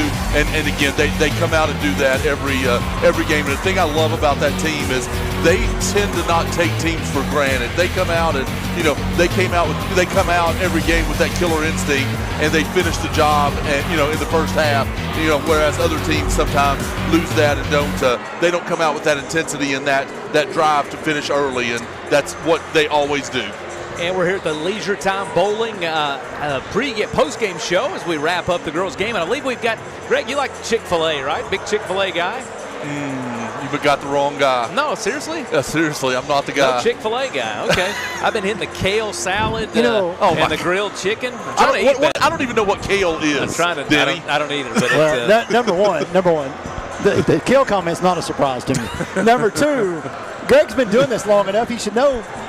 You're always, whoever the sponsor is, you're always a big whoever it is. I'm huge. I had it on the way. I will say this, one of the biggest, if you're trying to New Year's resolutions, but you're getting tired of eating the same thing, listen, one of the biggest things you can do at Chick-fil-A, the grilled nuggets and the mac and cheese. Listen, it's incredible. And the macros, if you're into that kind of stuff, is good as well. So, I was alluding to the Chick-fil-A move of the game. And here we Fruit go. Loop, we got it? Fruit Loop, that's it. My bad. The move of the game. Boom. I love it. Nice. That's some great work. Can we give a shout out to our production crew? I mean, they'll shout themselves out here in this next game. So, excellent. Don't worry about it. And so we're going to star of the game. The star of the game has got to be Kimora Fields. Let me put my glasses on real fast, and I'll tell you what she did tonight. She played 17 and a half minutes from the field. She was 17 of 25. She was 0 for 3 from the three-point line, but she was 1 of 2 from the charity stripe. She had 7 rebounds, only 2 fouls, 35 points, 1 assist, 1 turnover, 5 blocks. Just a pretty nice night for Kimora and the Lady Barretts. The Mayfield Dairy star of the game, no surprise, Kimora Fields in limited action tonight as she is the star for the Barretts. And Greg, we'll go to you for the stats of the game. So run through some of the stats from the girls' game. The Barretts dominant, but give us those stats. All right, so we'll start with Walker Valley. They're 27 points. Led in scoring tonight by Manny McDonald. We've talked about it. She had 12. Lila Sims with 9. Kinsley Stencil with 3. And McKenna Good had 2 for Walker Valley's 27. For Bradley Central tonight, Fields, as we've already talked about, had 35. Addie Guerin had 11. Jada Francis had 9. Sanaya Long had 8. Maggie Hendricks had 4. Hallie Reimer 3. Paisley Payne 2. Kinley Johnson 2. Aslan Stroud had 3. I missed my lines there. And Kylie Johnson had 3, as well as Libby Stewart chipped in 5 for the Bradley Central Barretts. So a big win for the Barretts as they continue their undefeated run in both the district and regular season, and playing about as well as you could imagine them playing. So they've capped off this rivalry night for the girls' side. We'll look for the gentlemen's side. We're going to take a 2-minute break and be back here to conclude the second game of our rivalry on MixTV.tv. Back in 2 minutes. I love the Cleveland community because I think it's a very warm place to live. It's just a very friendly community, and you don't necessarily have to be born here to fit in. There's a lot of folks that move here and they fall in love with it. I feel like we make our customers feel valued by the way we treat them. We're very welcoming here. We get to know them. We learn their names. We learn their goals, and we try to meet all their financial needs, not just do one transaction with them. You get a yearly checkup, shouldn't your air? With your local Lennox dealer, regular care equals perfect air. With technology you can touch, comfortable air you can feel, and savings you can see. Not just perfect air, perfect for you air. Call Dale's Heating and Air to upgrade your air today. Lennox, air is life. Make it perfect. No more varicose or spider veins. No more tired, achy, restless legs. No more swollen ankles. It's time to get back To a better you. With the help from Milligan Vein Clinic. Our board-certified physicians have treated thousands of patients using the latest technologies to restore healthy, great-looking legs. There's little or no downtime. It was covered by my insurance. My legs have never felt better. Milligan Vein Clinic, improving the quality of your life. 20 years later, we've grown in many ways, but never out of that same customer-first heart to serve. Doing the right thing simply because it's right will earn your business the right way every day, every year, offering permanent steel roofing and siding at competitive prices, keeping promises, staying on time for both deliveries and pickups, making things right when we come up short. Partners like you are the reason Best Buy Metals exists. Thank you for the opportunity to serve you. Come see us. You need money overnight? Check into cash. Your time is tight. .com. Bank account's too low? Check into cash. So where do you go? .com. Do it online in a record time. It's the easy way to get money next day. Do a quick click from home at checkintocash.com. You can be sure it's secure from our bank straight to yours. Do a quick click from home at checkintocash.com. Boom, boom, ba-dum, boom. Cleveland Tire is ready to help your auto any way it can. We're one of the largest providers of Goodyear brand tires in the area. We sell all major brand tires. We have ASE certified mechanics on staff 6 days a week. We also have a commercial truck tire center that provides 24-hour roadside service and minor mechanical repairs on site. We have built our reputation on years of quality, affordable work and tires. We pride ourselves in customer satisfaction and great service. Cleveland Tire Center. Duracell in Cleveland is now hiring mechanical skilled technicians from $22.17 to $27 per hour. Excellent benefits beginning day one: medical, dental, and vision insurance, paid vacation, holiday pay, 401k tuition reimbursement, and more. Apply at Duracell.com.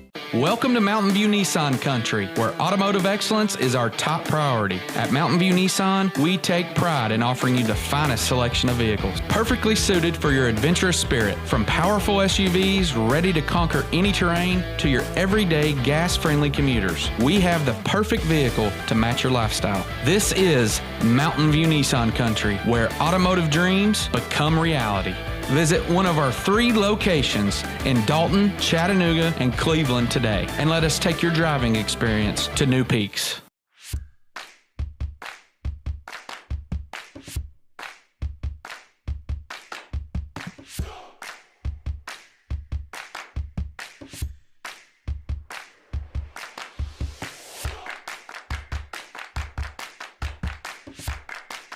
I'm C-Mark. I'm John Mark. John Mark and I just didn't put up billboards. We've put down roots. If you're hurt, call us at 265-HURT. That's 265-4878. We are your local law firm.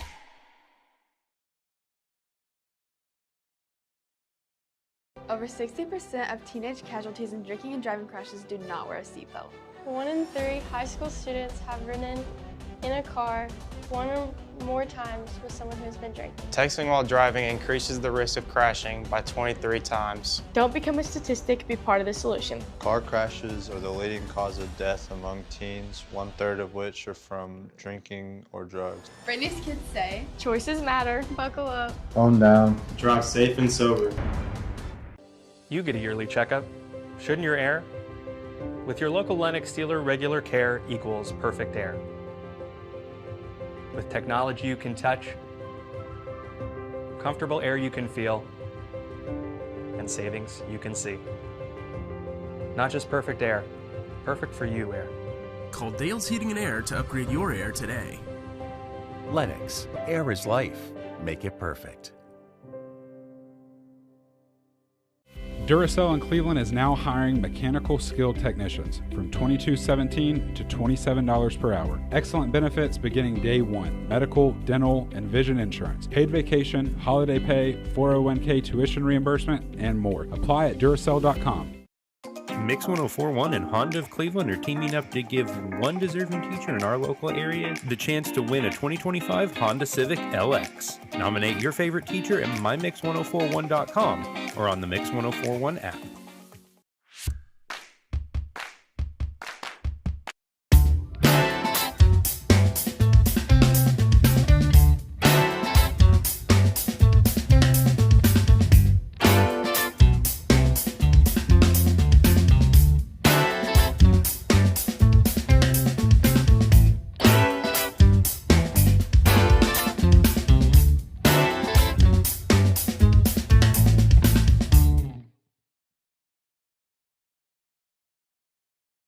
Owning a home should be one of life's greatest pleasures, but without a solid foundation, it can become a major source of stress. Luckily, you're not alone. Our experts can identify the true cause of foundation issues and guide you through every step of the way to fixing them, from pinpointing the problem to perfecting the solution. We form custom solutions to meet the needs of your foundation and your wallet, including flexible payment options. With our team by your side, consider your home and your peace of mind secure. You get a yearly checkup. Shouldn't your air? With your local Lennox dealer, regular care equals perfect air. With technology you can touch, comfortable air you can feel, and savings you can see. Not just perfect air, perfect for you air. Call Dale's Heating and Air to upgrade your air today. Lennox, air is life. Make it perfect. I love the Cleveland community because I think it's a very warm place to live. It's just a very friendly community, and you don't necessarily have to be born here to fit in. There's a lot of folks that move here and they fall in love with it. I feel like we make our customers feel valued by the way we treat them. We're very welcoming here. We get to know them. We learn their names. We learn their goals, and we try to meet all their financial needs, not just do one transaction with them. This is the Cleveland Ford Pregame Show on MixTV.tv. Shop Cleveland Ford online at clevelandford.com. Cleveland Ford, honest people, honest deals.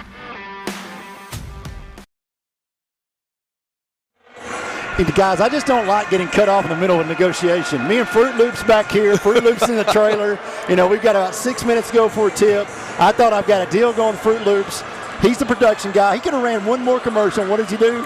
Cuts me off. That's right. Cuts me right. off. He probably cost himself some money. He did. We welcome you back to MixTV.tv, the rivalry games. Tonight we're at Bradley Central High School.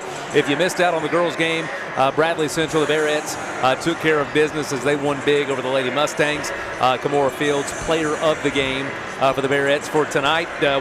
As we get ready for the boys' game, want to remind you of coverage of the CYBL Finals. That's the Elementary Basketball School Finals taking place on Monday, 6 and 7 o'clock. That's going to be here on MixTV.tv. We'll be streaming that game, so tune in and watch some elementary basketball. It's always great for our community. It was not around when we were around, and it's back, and it's big, and it's better than ever. So tune in and watch those finals here on MixTV.tv. Stephen, that's Greg? Fantastic.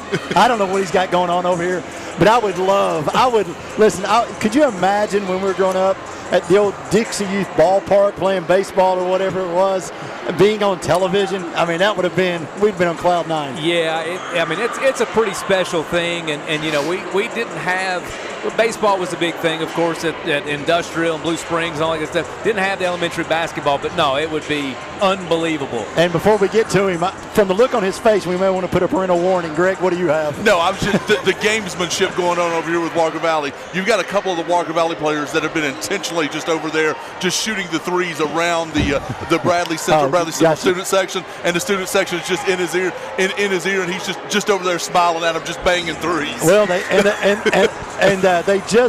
he's not missed. Coates is not missed from that corner. Well, it wasn't Coates. It wasn't Coates. It was Clayton. Oh, well, that makes more sense. Yeah. And I've seen they just knocked over SRO. He's too far on the floor here. So, well, the broadcast team is ready for this game, as you can tell. They're ready to call it. I think they're expecting a good game tonight. Fireworks, baby. I love this. Greg, we were talking about it off the air. You're really interested to see how Walker Valley responds after last night. No, 100%. I mean, that's. I think we're going to, the first 2 minutes of this game, we're going to see how this game's going to go. If Walker Valley comes out, you know, and again, I watched Walker Valley last night. I was there courtside calling the game last night, and I will tell you, I see a different intensity with this Walker Valley basketball team right now. So talk to us a little insider information. What do we got going on with the boys tonight for Walker Valley? Yeah, so Denny, we were talking about that. I mean, no HIPAA violations, by the way. That's right. So you got Wyatt Keaton out with an injury. We'll just say that he's out. It's kind of obvious what his injury is with him down there in the low court. He's got a club on his hand.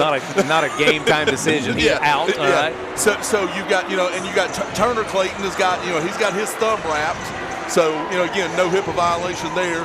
And then, you know, you had a couple of kids, Davis and Salisville, that have just been not anything major, but they've been, you know, sinus infections and stuff. You know, on Tuesday night, the game we called, Zach probably only played about, I'd say he played like 10, 12 minutes is all he played. So, you know, Coach Campbell's kind of been limiting his minutes coming up to this. I'm sure he's not going to limit them tonight, but he's limited his minutes up to that because he's just been a little bit under the weather. So, you know, again, if you're Bradley, this is an opportunity for you when they're not at fully 100%. But again, Walker Valley's got to play through that adversity. That's what championship teams do, is they play through adversity and they get better through adversity. For Bradley Central, this is an opportunity for them. Again, we talked about it before. This could be a marquee win for them as they hit a rough spell, losing 5 games in a row, and they've won a couple, in double digits here, the last 2, and now this is a game that they could circle and say, all right, let's begin that trajectory and that march to March. As we've talked about, this coaching staff really does a great job of taking what they get in November and really molding them to the team that they want to be. The same thing happened last year as they made it to the state Final Four. An incredible run for Coach Carpenter and his staff. What do we expect from Bradley Central tonight to win and be competitive at home? Yeah, I just want to say one thing about Coach Carpenter, and we were talking about it off the air, is what he has tended to do since he's been here is he gets the best out of his players. He gets, he may not have the most talented team, but he gets the best out of those players. So what they need to do tonight is it's going to come down to guard play with them. They're going to be competitive on the inside. Can their guards match up with Walker Valley's guards? And that's what's going to determine how this goes, is how they match up and how they defend Walker Valley's guards, the Davis brothers and Turner Clayton. Although Bradley's kind of on a little bit of skid here, Walker Valley's 4-0 in the district. Bradley Central's 3-1. This right here is for a tie of first place for tonight here, and I think Bradley is well aware of that. Walker Valley 14-2 overall, 4-0 in the district. Bradley comes in 3-1 in the district. Cleveland High School 3-2, East Hamilton 2-3, Ooltewah 1-3, Howard 0-4. When you look at that, when you look up the makeup of the region, Greg, you have Shelbyville at 13-8, Warren County 13-4, Lincoln County 14-3. That region is nowhere near as good as in years past. So if you're Walker Valley, you want to make sure that you're giving yourself the best advantage possible, playing at home for as long as possible. But if you're Bradley, listen, you got a lot to play for, because you could find yourself in a one-game sub-state game to go back to Murfreesboro. That could be really exciting for this group of young men. And Stephen, as we saw last year on the road with Walker Valley in a sub-state game, a game that in an arena that was may have been the worst place that a team could ever go play. Walker Valley stepped up and won a one-game series and made it to the state tournament based off of that. So anything can happen in a one-game series. Walker Valley coming in ranked number 3 in the state at 13-1. Bartlett 15-2, Bearden 20-1, Walker Valley 13-1, and then Maryville, a team that Walker Valley beat, at 16-3. As we prepare for the starting lineups, first for Walker Valley, you could expect the usual starters for Walker Valley, minus Wyatt Keaton, who's kind of been the big man for them. And Greg, they're going to replace size with a little bit of speed, as they typically go with Kel Coates. Correct. Yeah, Kel's going to be the 5th starter tonight. And one of the cool things that's happened, and we'll see how it pans out. We've seen a lot of good minutes from Michael Wood, and they brought Roman Ulo off the football field, and we'll see if that turns into effect. The one thing I'll say that Bradley Central girls do very well is ignore the media, ignore the press, ignore whatever they call the rat trap or whatever they call it. Listen, Walker Valley's got to understand. It started with a news article a few weeks ago, last week. Listen, the news has just shown up here tonight for this game. As long as you're ranked in the top 5 in the state, you're going to have someone watching you every single game. They've got to block that out. They've got to understand that whatever's going on outside of that court is not going to get them back to Murfreesboro. So we've got our starters here, the lineups, and I'm going to tell you guys, there's a different energy in the building. Can you feel it? Well, the student section's doubled. That should tell you something. Your starters for Bradley Central: Goldston, 0, Carson Cannon, Andrew Walker. They call him the glue guy. I love that name. We'll talk about the glue guy in a little bit. Andrew Walker, Jeremiah Brownlow, and Javon James, the leading scorer for the Bears. And that term glue guy is something that's kind of come into play in the lexicon of sports in the last few years. What's a glue guy do for you, Greg? I'm trying to figure out what he does for me, man. The glue guy's going to stick to you, but I'm not sure what they're talking about with Andrew there, so you're going to have to tell Boom! him. He's your guy. Oh, my! And just like that, There's your guy, Turner Clayton. We had Matt on. They had that play ready to go. Turner Clayton throws it down. He looks healthy. He definitely looks healthy, and again, playing with a different energy than he played with last night. He night. dunked that so hard my thumb's hurting. That looked like his father back in the day. Nice move, and now the pace and energy immediately picks up here at Jim Smiddy Arena. We welcome you into MixTV.tv, the rivalry games. That's what a glue guy does, Greg. Stick him.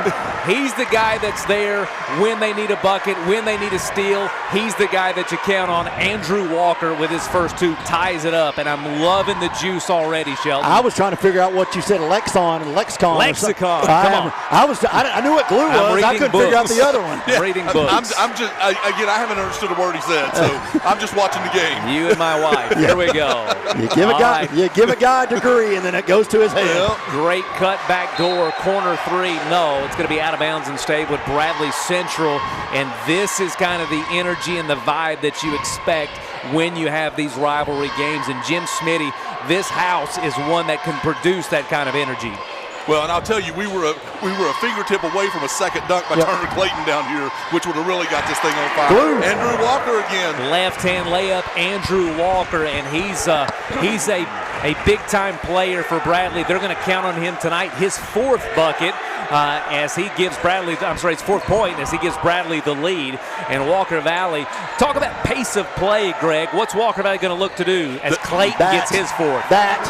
Yeah, they're going to, again, Andrew Walker is guarding Turner Clayton right now, and they're looking to take advantage of that matchup right now. Andrew's a good defensive player, but Turner's a guard and Andrew's a forward, and that matchup right now is one they're going to try to exploit. Goldston will look to set it for the Bears as it's a 4-point game here as we try to settle in. A long jump shot going to be no good, and the battle of the boards we've talked about.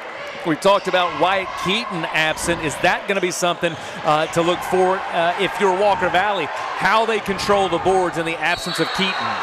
Well, I think, and again, this is something I've talked about a lot. The advantage that Walker Valley has, again, they're not as big as some teams and all that, but their guards rebound and jump so well and they're so athletic. They make up for that size difference, and right now they make up for Wyatt Keaton not being in there.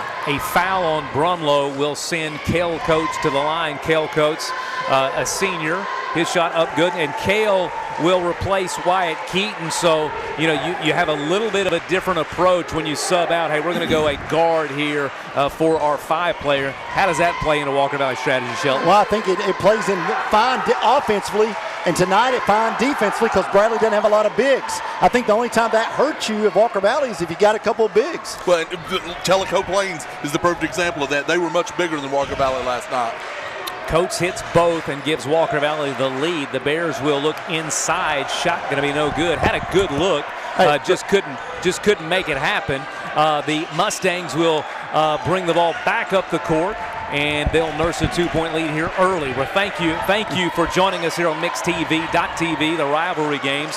It's been a fun one so far. Lots of energy. The game started with a Turner Clayton dunk. I'm sure that's going to make its way to the highlight reel. Is that Salisville? It is. Yeah. Salisville, nice turnaround move, and he's been such a great player for the Mustangs. Yeah, he has. He's just a solid player. When they need a bucket, he's the guy they go to. He just does all the things and does all the intangibles. So Walker Valley looking to extend their pressures. They look for a little half-court trap. Long three there from Walker, no good. Rebound, Davis. Walker Valley, 3 guys crashing the boards right there. If they do that tonight, they'll win this basketball game. And Greg, I'll just ask you this. You were there last night. Again, compare the energy that you're seeing. Davis with a shot no good. Compare the energy that you're seeing early from the Mustangs from what you saw last night. Oh, substantially different. They're a different basketball team right now. They're playing with energy. They're going after the basketball. Just they're not standing around. So they're doing the things that they need to do to be a championship basketball team. Davis and Goldston will be a matchup to watch. Davis, such a problem defensively, and you talked about the need for significant guard play for Bradley. Davis could create massive problems for the Bears. Absolutely. It's going to be tough. Turner Clayton feeling it. A dunk and now a big three. His seventh. A nice layup in between there. 7 points for Turner Clayton as they put Bradley in a hole early. 11-4 your lead. Bradley desperately needing to make a move here offensively. Walker Valley man-to-man, and they're turning up the heat. Long three by Goldston, no good. I'm sorry, that was Brownlow. Brownlow, no good, but a fair rebound. It's going to be out of bounds and stay to Bradley Central. This pace of play, who's it favor, Shelton? Walker Valley right now, there's no doubt. As Wood checks in, Walker Valley's going to go a little bit bigger right now. Wood checks in for Walker Valley, and looks like so does Ayers for Walker Valley as well. I'll tell you guys, Wood has been a much improved player for Walker Valley. I mean, he got a few minutes last year, but this year he had 11 points the other night. So he's had some good games for them, and he's been a much needed player off the bench.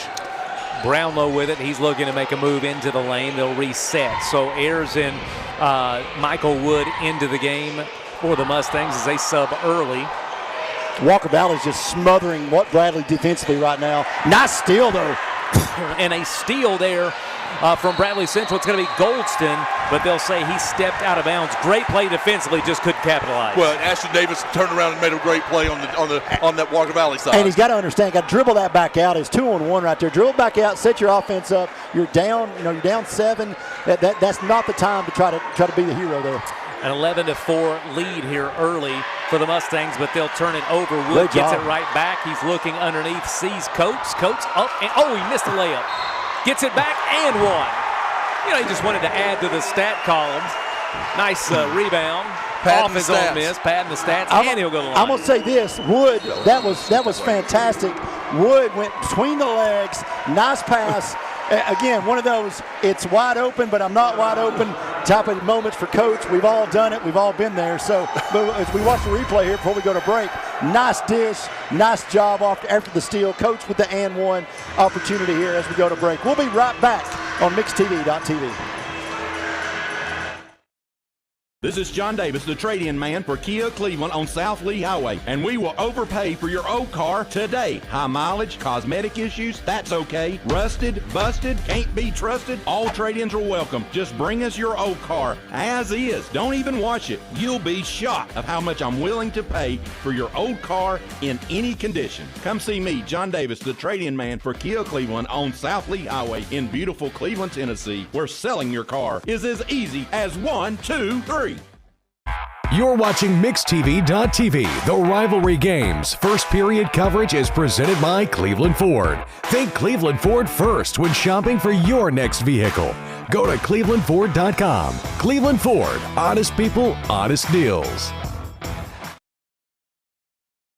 TV at Jim Smiddy Arena as we welcome you to the rivalry game. Bradley Central hosting Walker Valley and nursing a lead 13-4 as the Mustangs come out of the man and switching up this defense a little bit, going from man to zone, confusing Bradley Central. And Greg, you talked about how important the guard play is. What does this do to lock in on that guard play for Bradley, switching these defenses? Well, it's going to make Bradley make the three, and that's something they haven't proven that they can do. And that's really what they're affecting right here is they're making them take a shot from the outside and limiting their movement.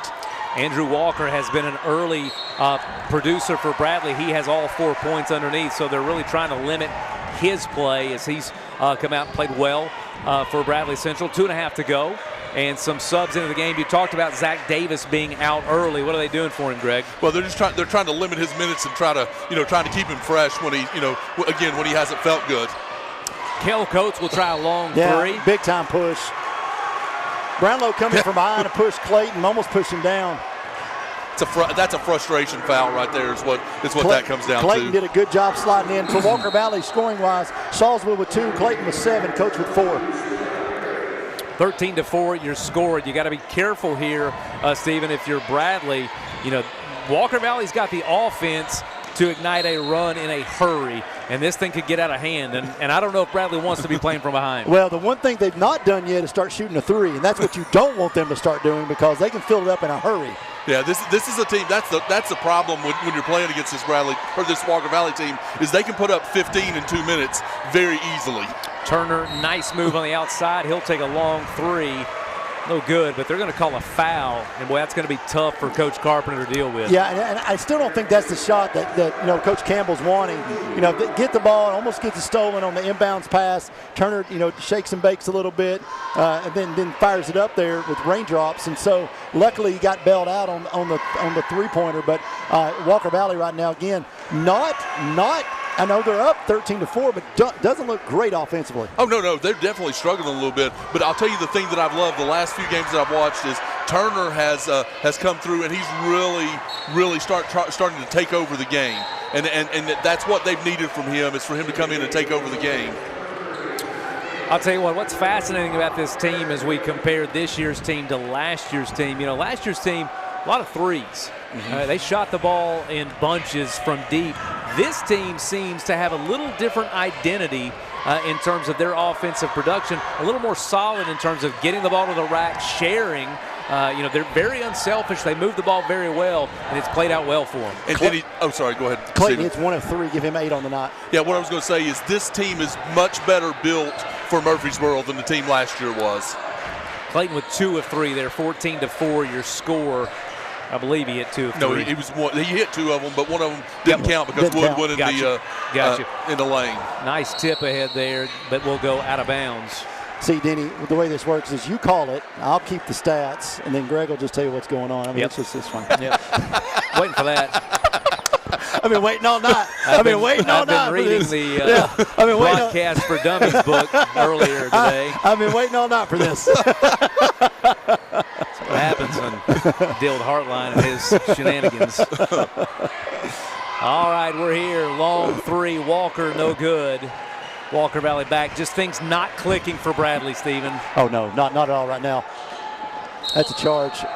They're going to call a block, looks like. Turner's going to. Too far underneath. Yeah, Turner's going to get a couple of shots here. Turner been assertive here early in this game. You're a basketball guy, Denny. You're a true blue basketball guy. Do you not think every gym should have the half moon there so we can see where the defender's at? Because if not, it's just a judgment call. Look, man, number one, I never took a charge. Well, I didn't. Number two, I never tried to take a charge. If anybody's coming at me, I'm getting out of the way. So I don't care what moon you have there, okay? I'm not going to be around it. As a basketball player, I would have liked it because I committed a lot of charges. So I needed that help. Free throws not great here for Walker Valley is, again, 1 of 2 for Turner. 15-4 your lead here. Bradley not played poorly defensively, just cannot get a hoop to go. Looks like another turnover. They're going to call out of bounds, and another turnover from Bradley Central. What do they got to do to get going, Greg? They've got to hold on to the basketball. I mean, they've got to stop turning it over. Again, we talked about it in the pregame. This guard play, they've got to hold on to the basketball and get it in the right people's hands. Turner Clayton again to the rack, and he's doing such a great job of getting to the hoop. His 11th point of the first quarter. He's asserting himself in this rivalry game. And like I said earlier, I've started to see that out of him the last couple of games. He did it last night against Telco. He's starting to assert himself, and he's saying, "Give me the basketball in important times," and that's what they need out of him. Long 3 will be no good. Another rebound, and as the shots continue to be off, Walker Valley's looking to continue to add to the lead with a jumper from Davis. No good. And again, Walker's kind of been a solid presence for them in this first quarter. If you can point to anything positive for Bradley, it's been the play of Andrew Walker. Oh, most definitely. He's been the person in this first quarter that really, he's the only thing that you can point to from a really positive standpoint of as far as especially offensively. Under 20 seconds to go. Bradley Central will look for the final shot here. Has Bradley run an offensive set yet?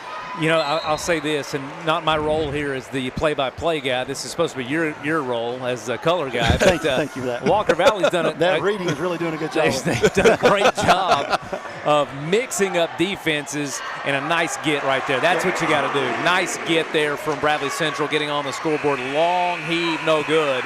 So something positive to cap off the first quarter, but it's been all Walker Valley, an 11-point lead, 17-6 your score here on MixTV.tv. Thank you for joining us. The rivalry games back in 60 seconds.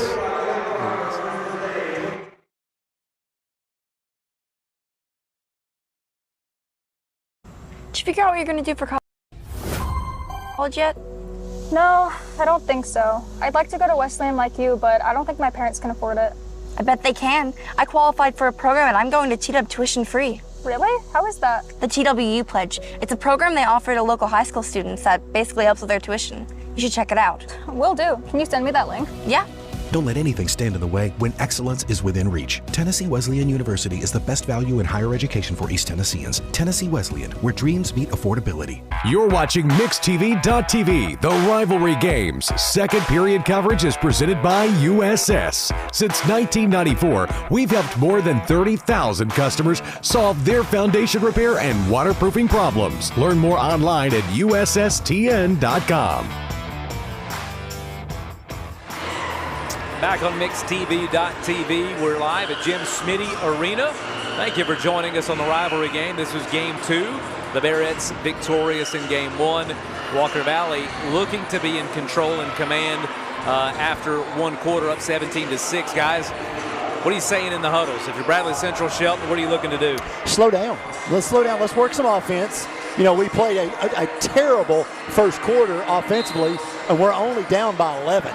We didn't, you know, so we're not out of this basketball game, but I just think you've got to run some offense. Let's see what Walker Valley's running defensively, but Walker Valley's, I think they'll stay zone and just basically say shoot us out of it.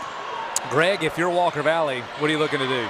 I think you're going to say the same thing for Coach Campbell. You're going to say, we didn't play good in the first quarter and we're up 17-6. Let's go out and make some buckets that still continue to defend and keep Bradley out of their offense. Greg Kaysen with a much-needed bucket for Bradley Central, his first bucket of the game. Walker Valley will have it back. Single-digit lead.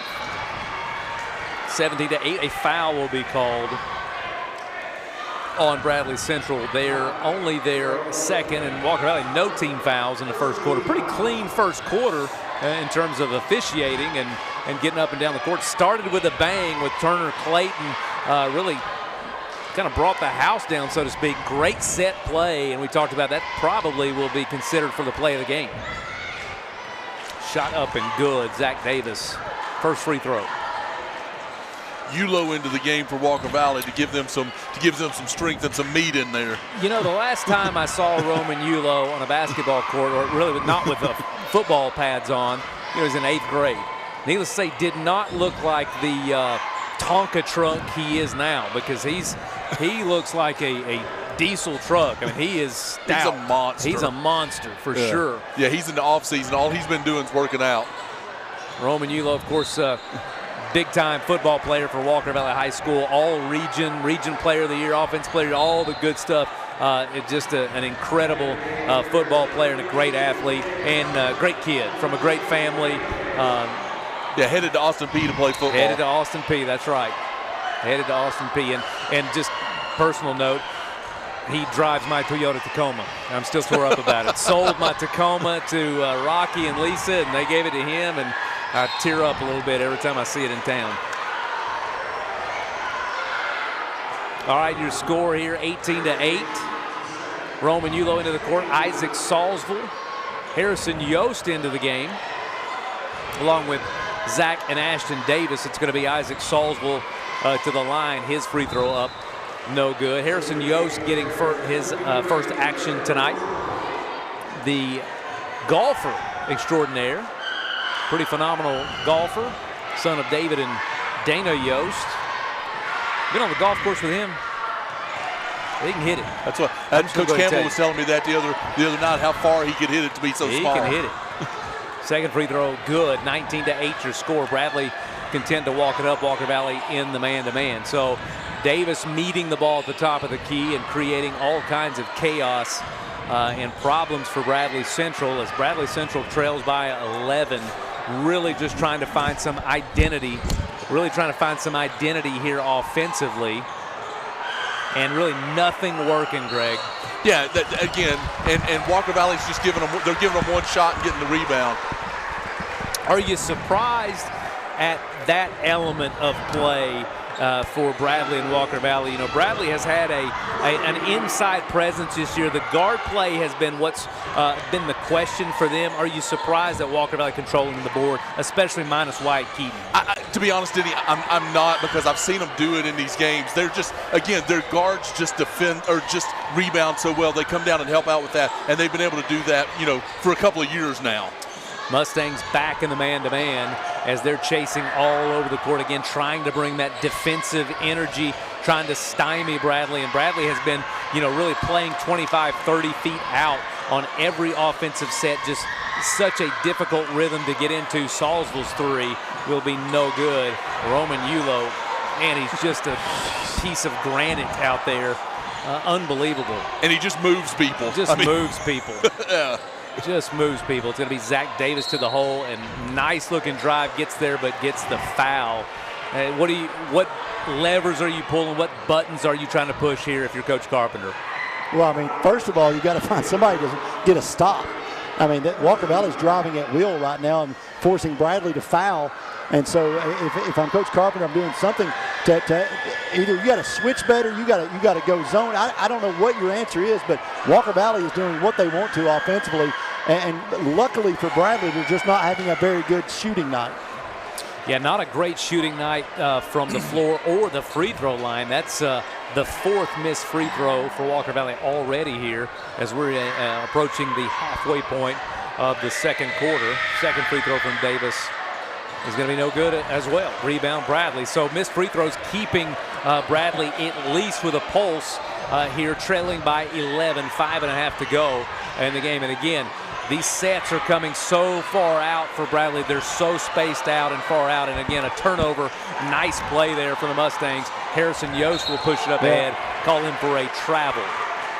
Yep, he shuffled his feet before he started dribbling. If I'm Bradley, Stephen, you said it, I think I'm going to try a zone defense. Walker Valley's not shooting the ball very well, but they're driving at will. I think I'm going to try a zone here and make them shoot me out of it. Yeah, shoot me out of it. You got a team that's doing what they want to. You on man, you go zone, and if they shoot me out of it, fine, but I'm going to make them shoot me out of it. Walker Valley moves back to the zone. They'll go underneath to Andrew Walker. Got a good look, just couldn't get it to go. So they got it where they wanted, just could not convert. Bradley back with a trap of their own. And Yost with a nice drive and dish. Wow. Inside to Salisville. Nice look, good pass. That will elicit a timeout from Bradley Central. We're going to take it with them as Bradley Central trails 21-8, timeout, under 5 to go.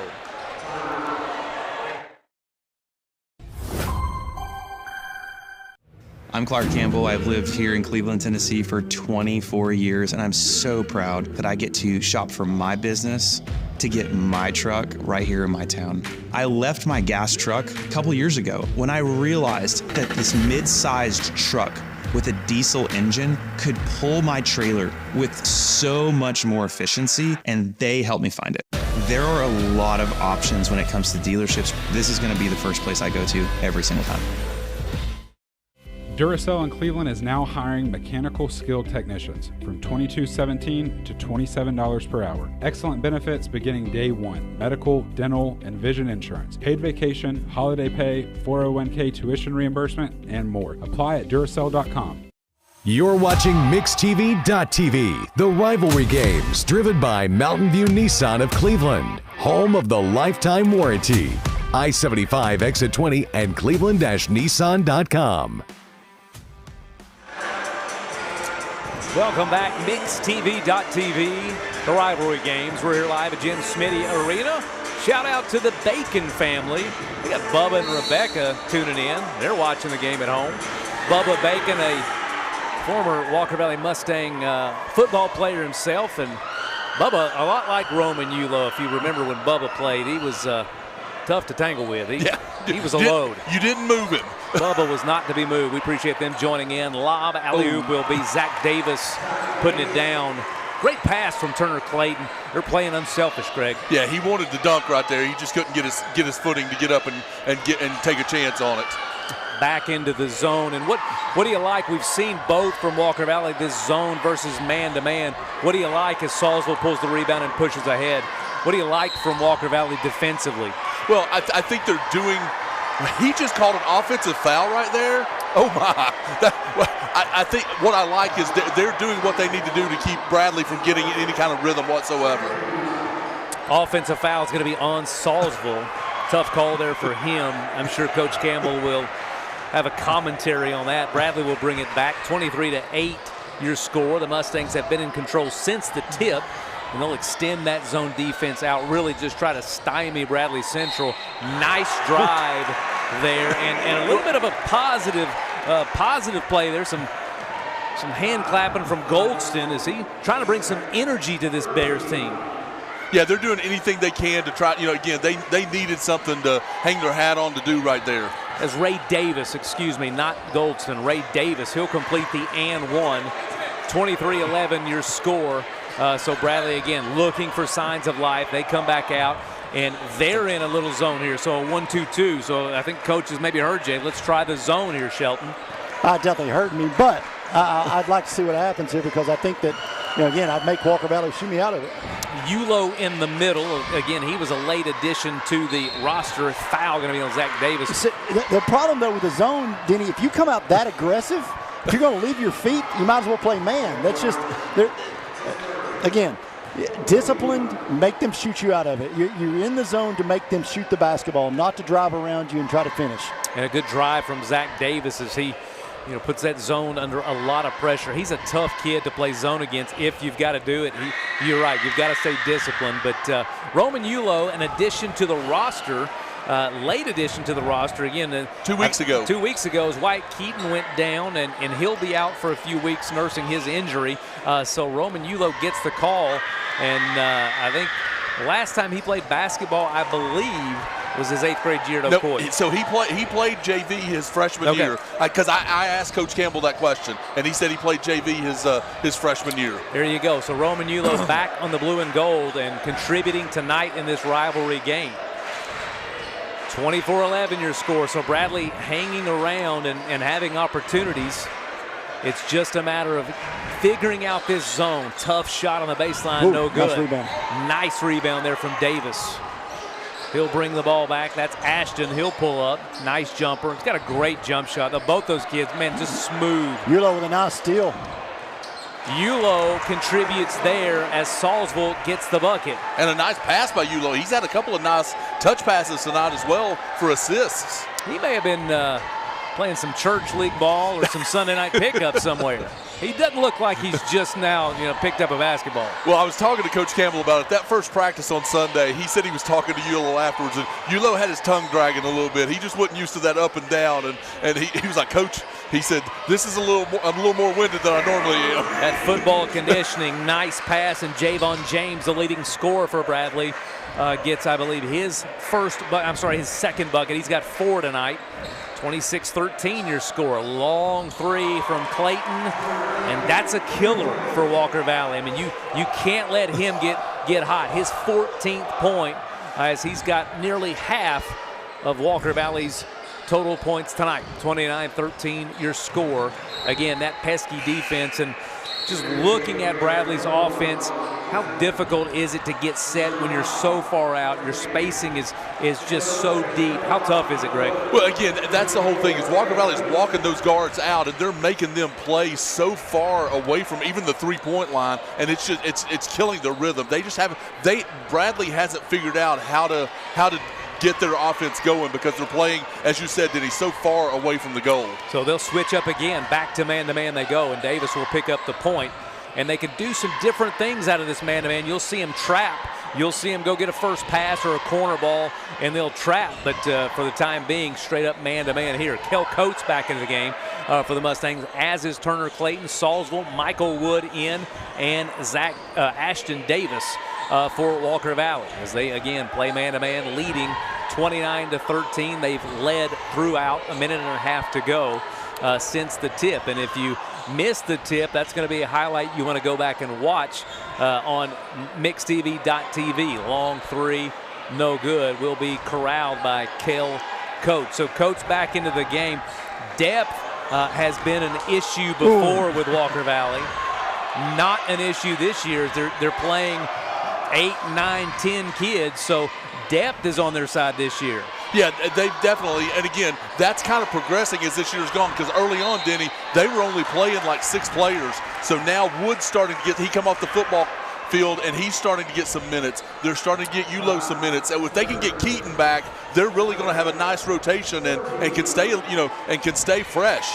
Tough rebound underneath there from Carson Cannon, and he'll get fouled going back up, sends him to the line for 2. His first one up and good. 29-14 your score. We're under a minute here until halftime. Cannon looks to hit 2 here, and he does. Smooth shot there from Cannon to give his team 15. 29-15 to go. 1 minute to go. Bradley pulls on a trap. Kel Coates will move ahead.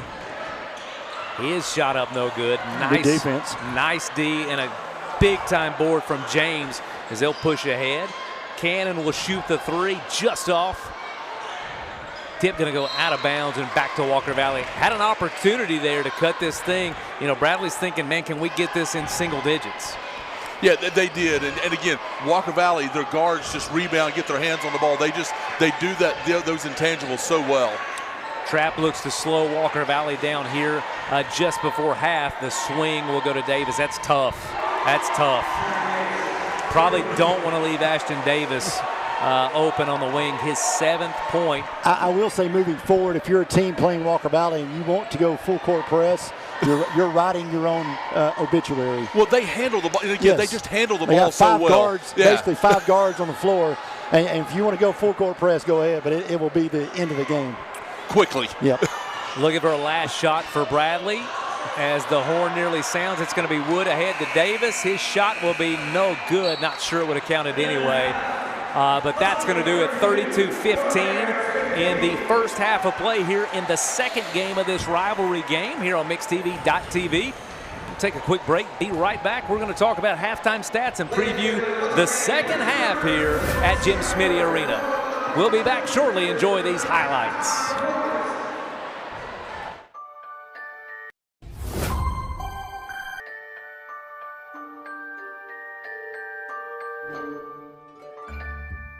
Sun is shining, it's a beautiful day. Wake up, sleepyhead, get up and play. Everything's yellow, it's a beautiful sight. Sunbeam showers makes everything right. Come on now, let's get away. Make every day brighter with the sunny southern goodness of Mayfield Dairy. Logan Thompson. Dude, does your ball talk? Yeah, ever since the car accident. Logan Thompson. Thinks I should call Logan Thompson to get a better settlement. He won't shut up about it. And you blew it. I know. We could have had it all.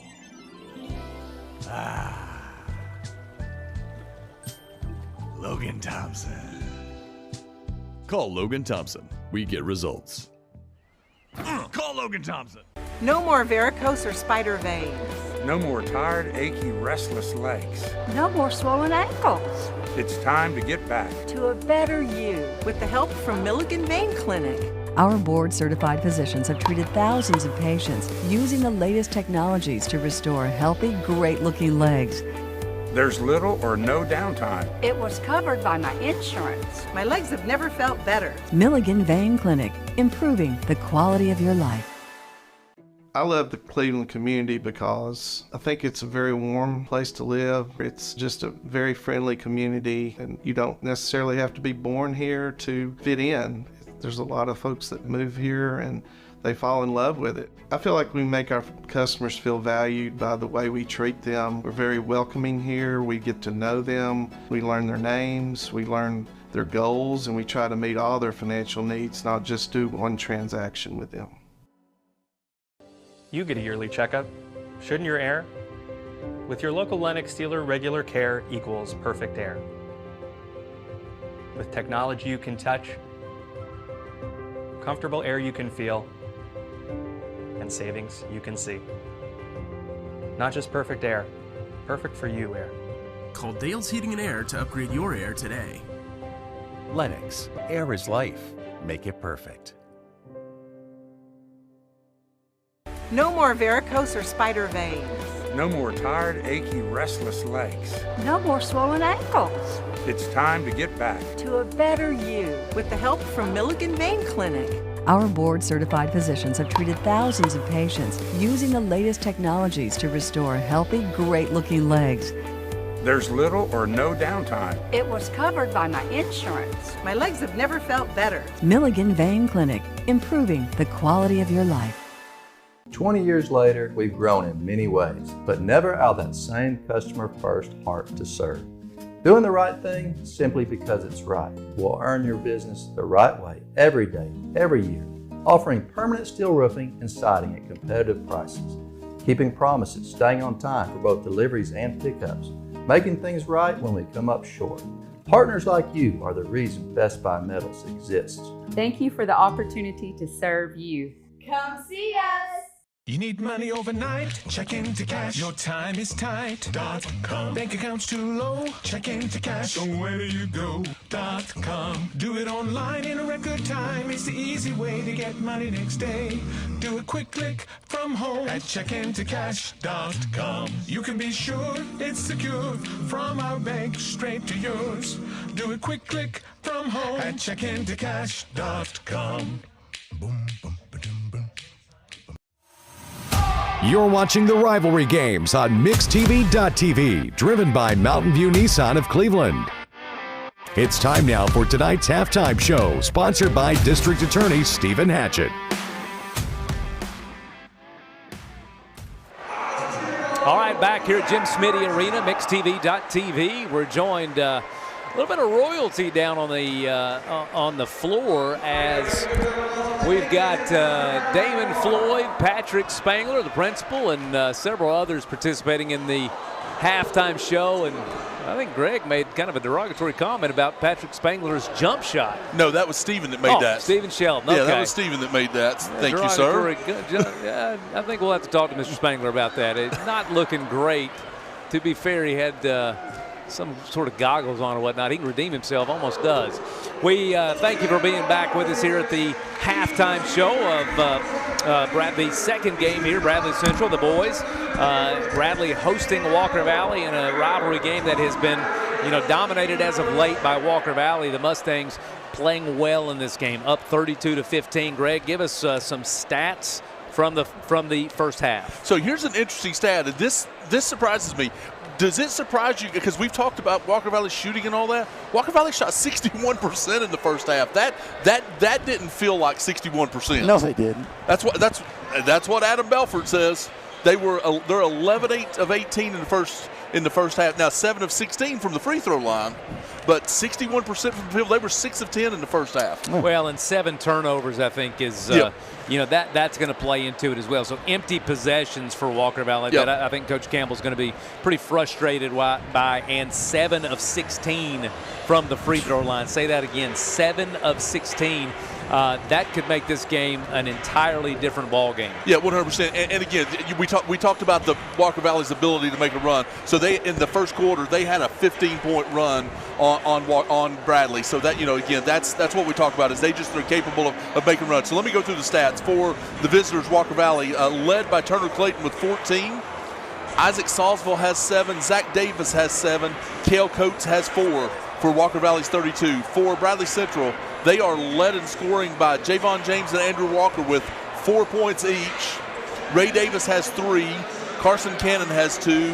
And Greg Kaysen has 2 for their 15 points here in the first half. We talked about 61% for Walker Valley. Bradley Central shot 25% in the first half. They were 6 of 24, 0 of 9 from three-point range. That's telling. And again, we've talked about how Walker Valley spread them out and made them run their offense out there.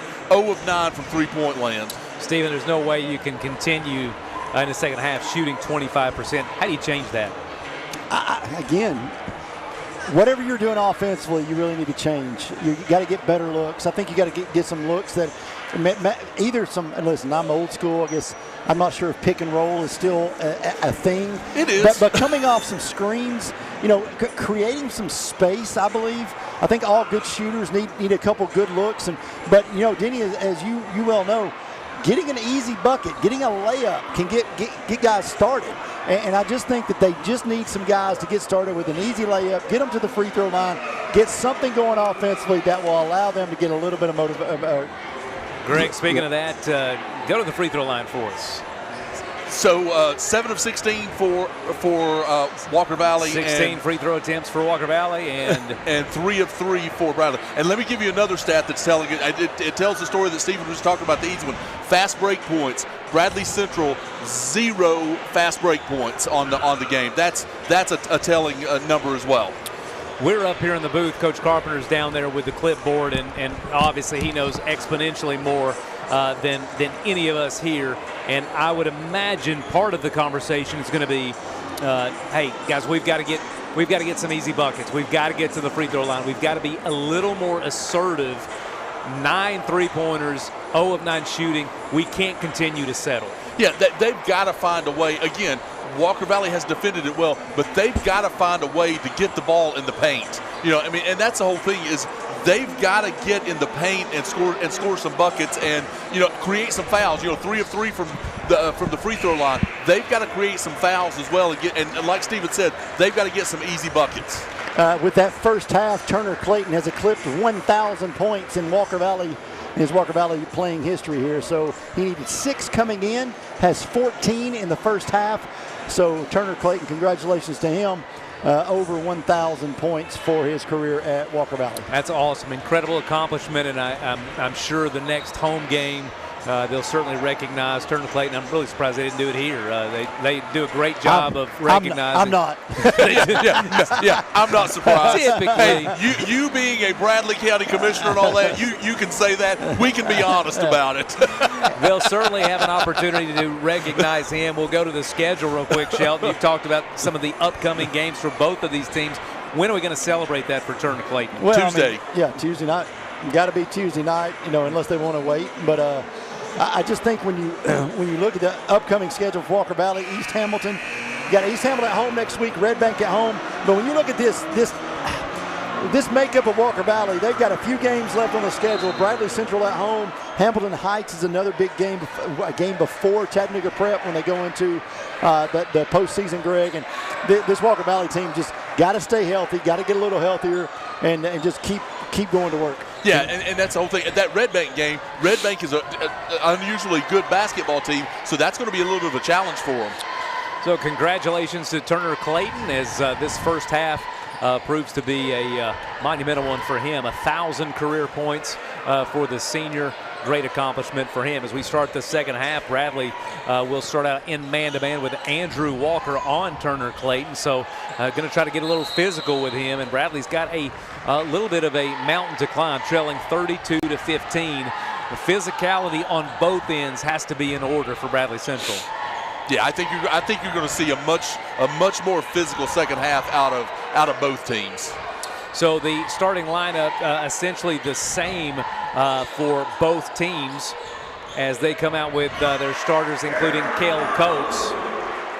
And that's going to be Shelton, help me out on that one. Brownlow got that one. Turned away for just a second. Brownlow with a bucket for Bradley. So good start here for the Bears. As they come out, long three from Coates will be no good. So 2 empty possessions for the Mustangs, and that's what it's going to take for Bradley to crawl back into this thing. Well, and Denny, just like in the first half, you've got Walker Valley has settled for a couple of shots right there in these first 2 possessions, and they can't do that. Here's your pick and roll, Shelton. Andrew Walker setting the screen up top and rolling. Baseline shot from Brownlow, no good. Quickly back the other way is Davis. His layup will be no good. So Mustangs struggling a little bit early in the third quarter. Still at 32-17 to lead. 17 lead. Can't have that if you're Bradley. Every possession matters at this point for the black and gold. Yeah, they can't afford empty possessions. So on the court for the Mustangs, Salisville, it's going to be Zach Davis, Ashton Davis, Turner Clayton, and Cale Coates. For the Bears, you're going to have Walker, Goldston, Carson Cannon, Brownlow, and Javon James. Nice job by Bradley there. James is going to steal it. They'll look to get the other way, but Davis, a pesky defender. He's more than pesky. He's downright good. Yeah, he just, again, and he never stops. He's just a great motor. Ashton Davis has got such a good motor. high motor guy. So another possession here for Bradley Central. Everyone going to matter as Walker Valley has slowed just a little bit offensively. So every opportunity to claw back into this thing, an essential part of the game here in the third quarter. Cannon will have the ball. He'll drive to the baseline. Good inside out. Walker with a three, in and out. Rebound will be kicked out of bounds. Going to stay here to Bradley. But they got a good look. They drove. They kicked it out. Walker just missed the shot. Nothing wrong with that. You're going to miss 66% from out there, even if you're great. But but Bradley's offensive plan right there was call was really good. Shelton, what do you like that you see here from Bradley? I think Bradley's being more patient. They're not forcing shots. You got to get Brownlow more involved. He's dynamic. He's high motor, but that engine doesn't turn unless he's really involved. So Walker Valley man-to-man, another three will be rejected. Had a good look, but I'm going to tell you what, Ashton Davis closed quickly. Yeah, you can't when Zach Davis is around. Zach. Yeah, you can't just take your time and make a shot because he's going to get there quickly and he can jump out of the gym. So he doesn't have to be real close to get a piece of it. Walker was open, and then it just went away. I mean, Zach Davis came out of nowhere. Incredible play. Then he wasn't. Then he wasn't. That's right. Incredible play. So, again, another turnover. Coach Campbell has to be frustrated here with how we've come out of the locker room. Bradley back, 32-17 now, 4:45 to go. Bradley's had several opportunities here with the slow start for the Mustangs. Layup, good. Again, pick and roll. Stephen Shelton, throwback to the old days. Javon James heard you, and he delivered. I'm just saying.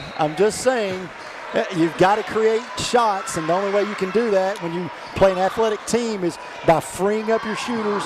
And so, again. Big run here to start from Bradley Central as they get back to a 13-point deficit. They're in the ball game. We'll keep it here.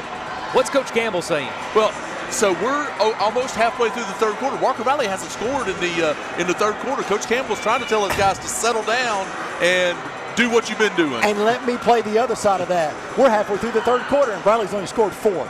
So that's the problem. Yeah. The problem is you're 4-0. Walker Valley's played horrendous coming out of halftime, and Bradley just hasn't been able to capitalize on that. It's literally a 4-0 run from Bradley coming out of the half. Shelton, you talked about being patient, but is there a point at which Bradley has to speed this up? Well, again, being patient doesn't mean running the clock out. Being patient to me is being patient enough to get the shot that you want, and that's setting the screen early. You set the screen early, set your pick early, get my voice back early. Do those things you got to do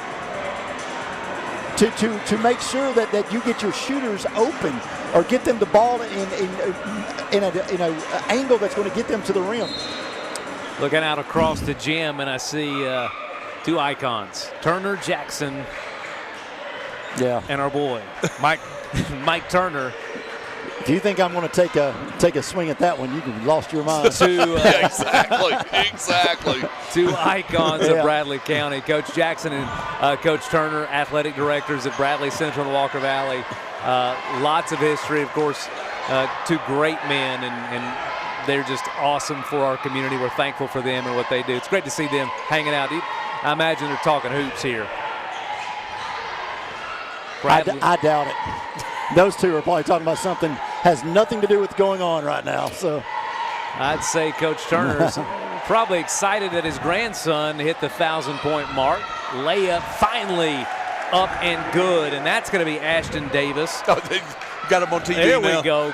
Great work. We got Mike Turner. That's well done by the production team. Are we sitting in there? Let's see, made for two? No, I think that's the walkway, as a matter of fact. Andrew Walker answers.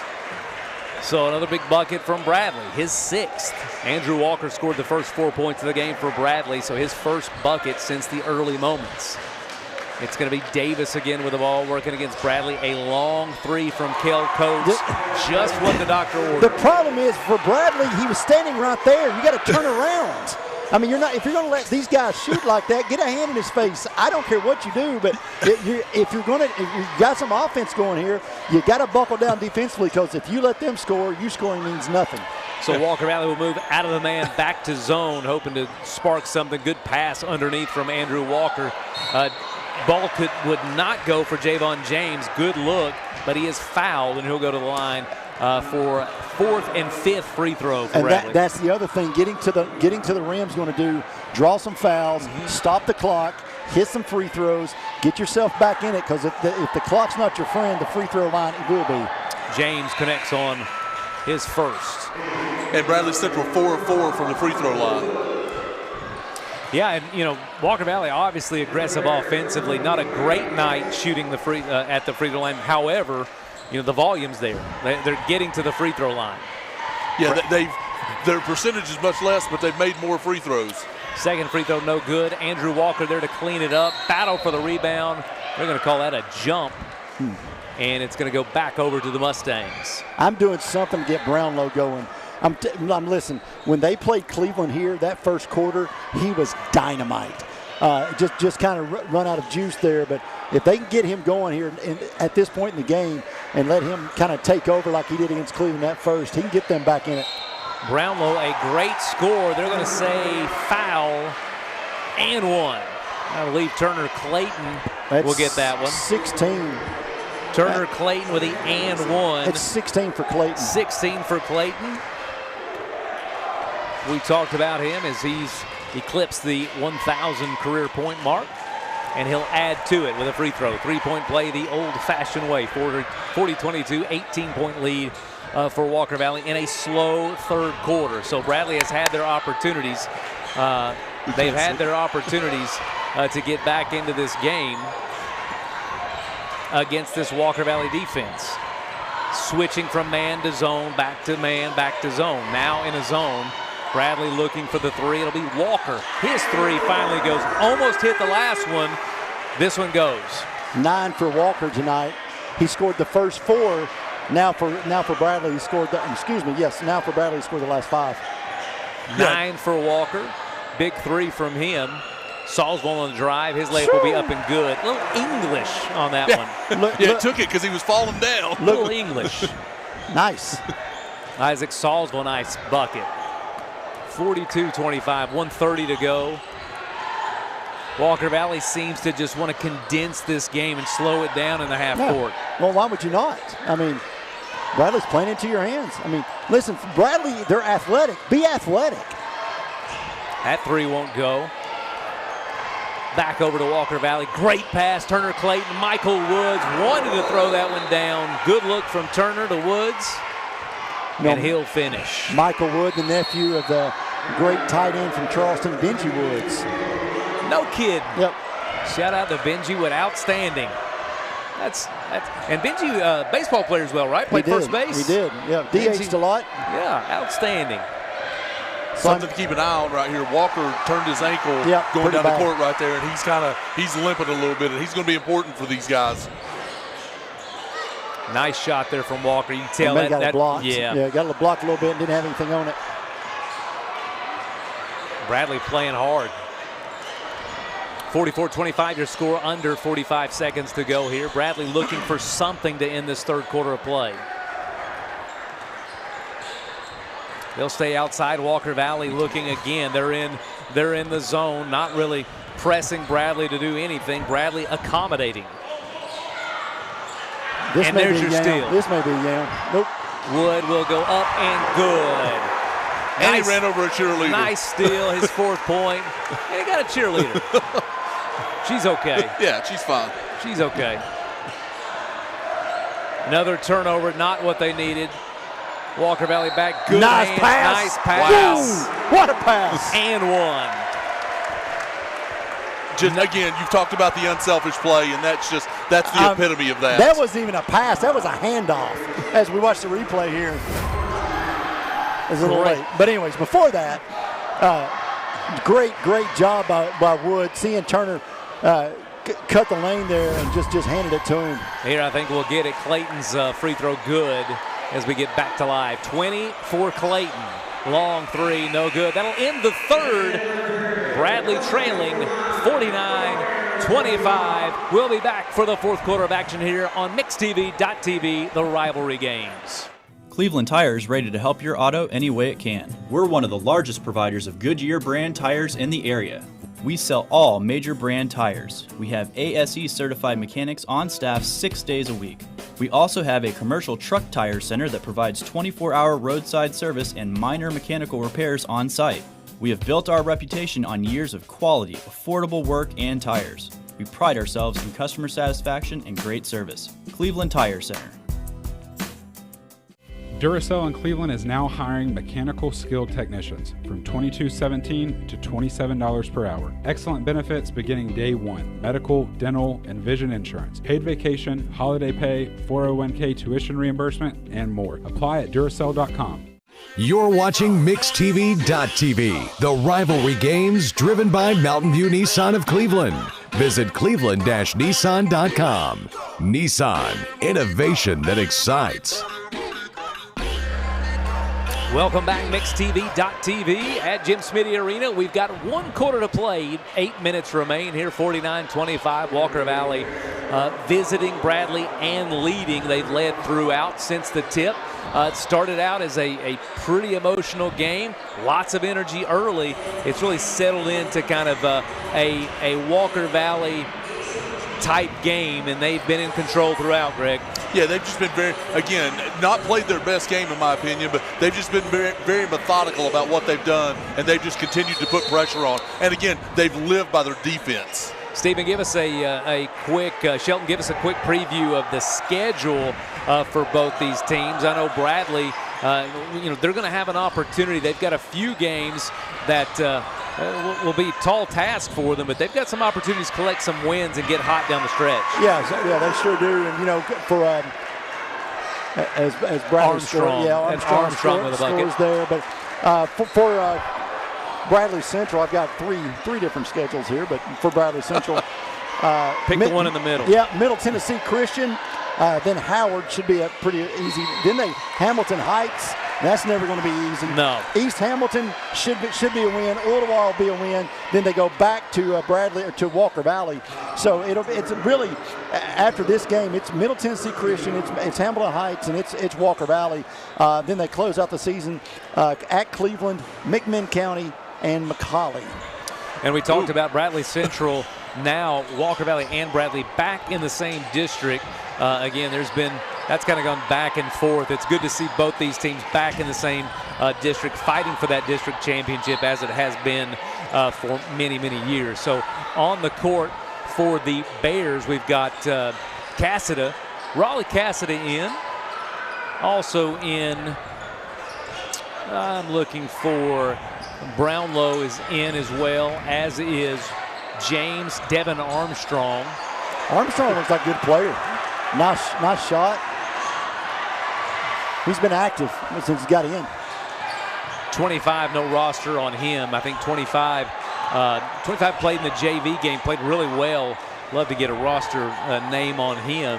Well, he had a bucket down there. He's come in and played and done very well. And there's Brownlow, his shot good. Only 4 for Brownlow tonight. Looking for some energy, 49-29 on the court for the Mustangs. You have Turner Clayton, Wood, Roman Yulo into the game, Ayers, and Harrison Yost. It's going to be Clayton with the nice Euro step.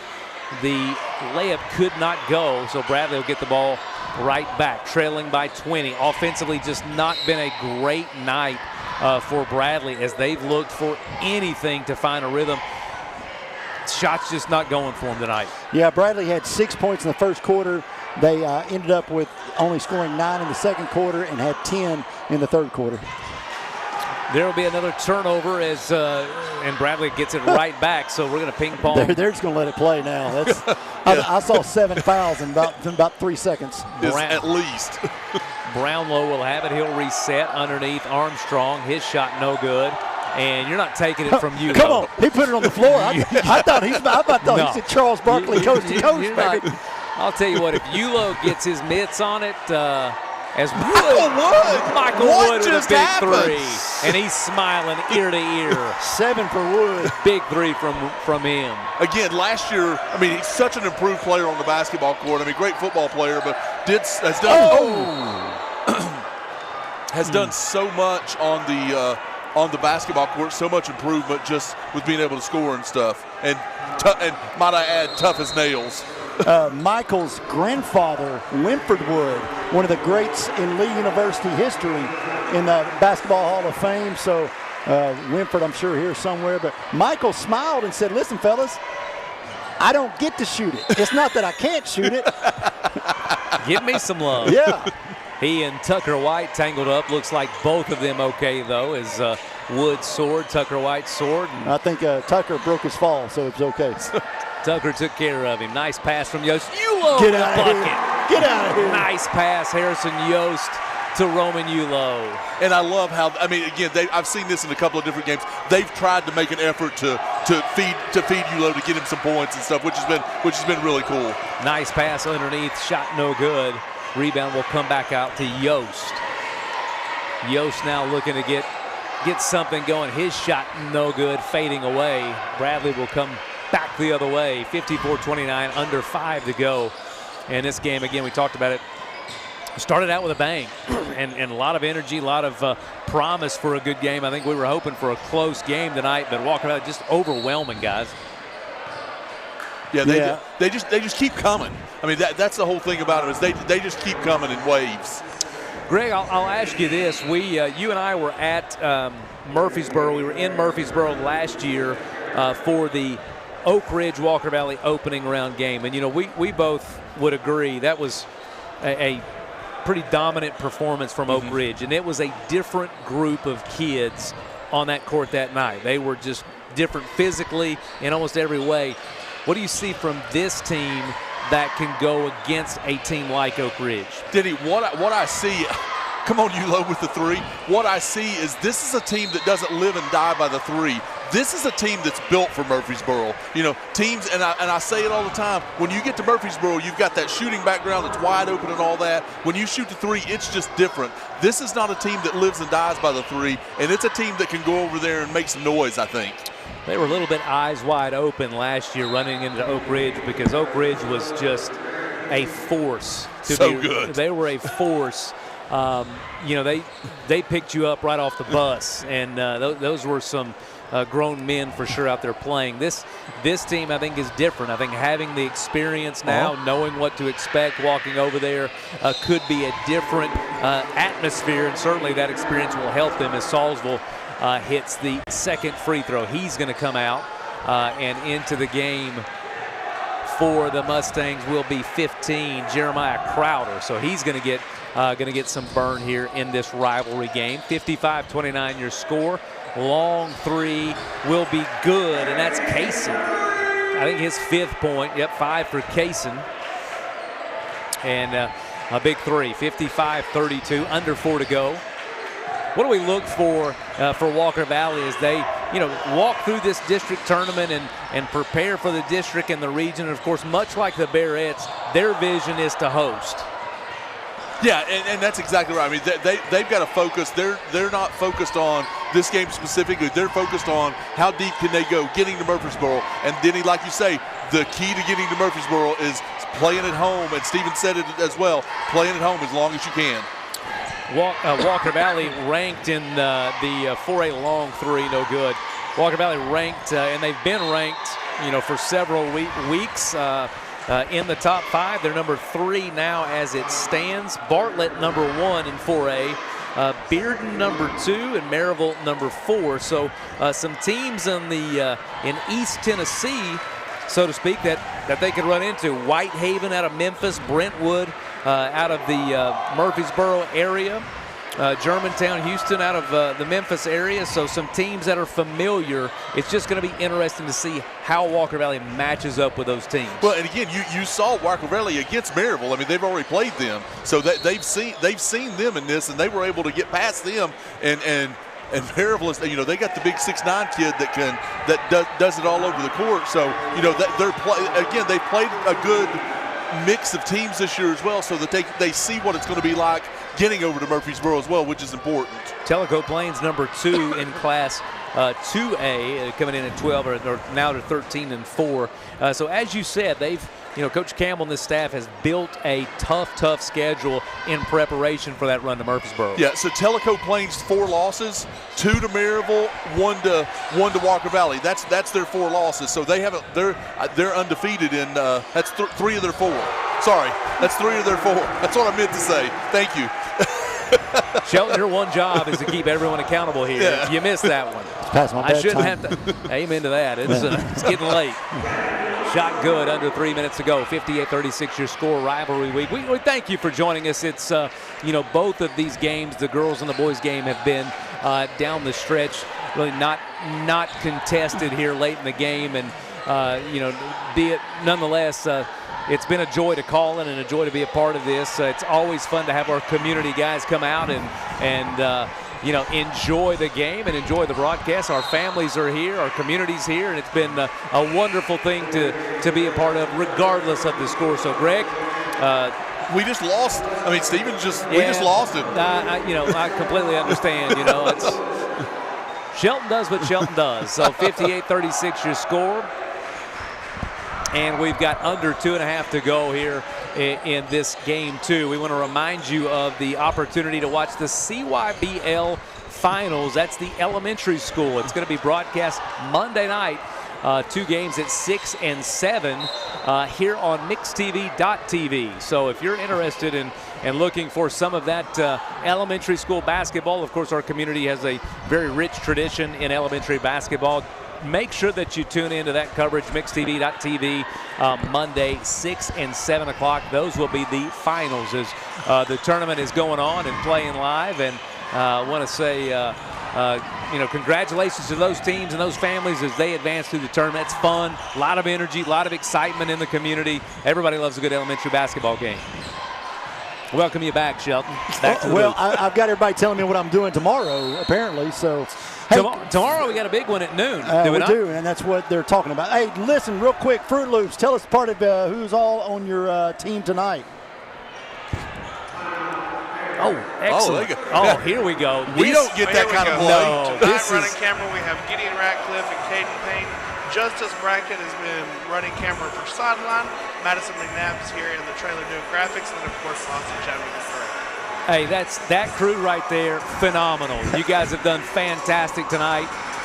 Honestly, you are the MVPs of the broadcast. Great job. And in this part of the segment, I'd like to make fun of Austin for talking to him about himself in third person as the producer. But listen, besides, Austin, fantastic job. This has been fantastic tonight.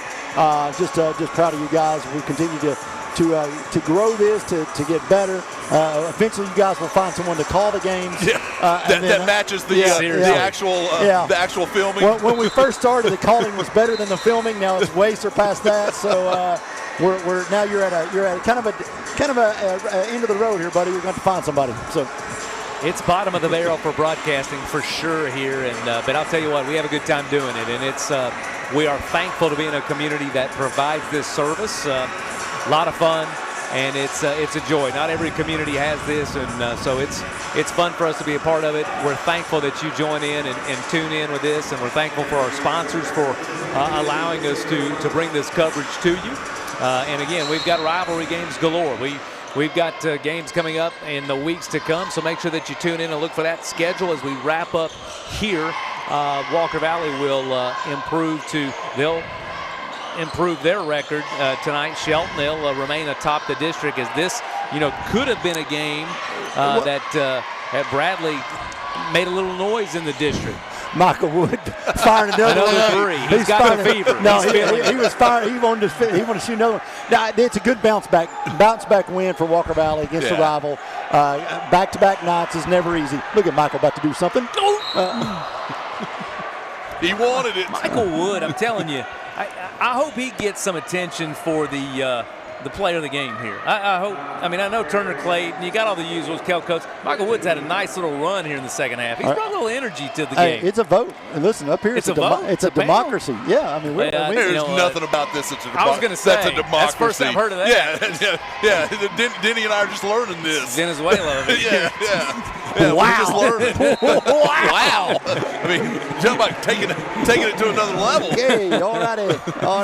So Michael Wood. I'll just sit here. Not a democracy. Come on, guys. Michael Wood to the free throw line. Okay, I surrender. Oh, my. Come on, Michael. If you're going to get to the line, you got to convert.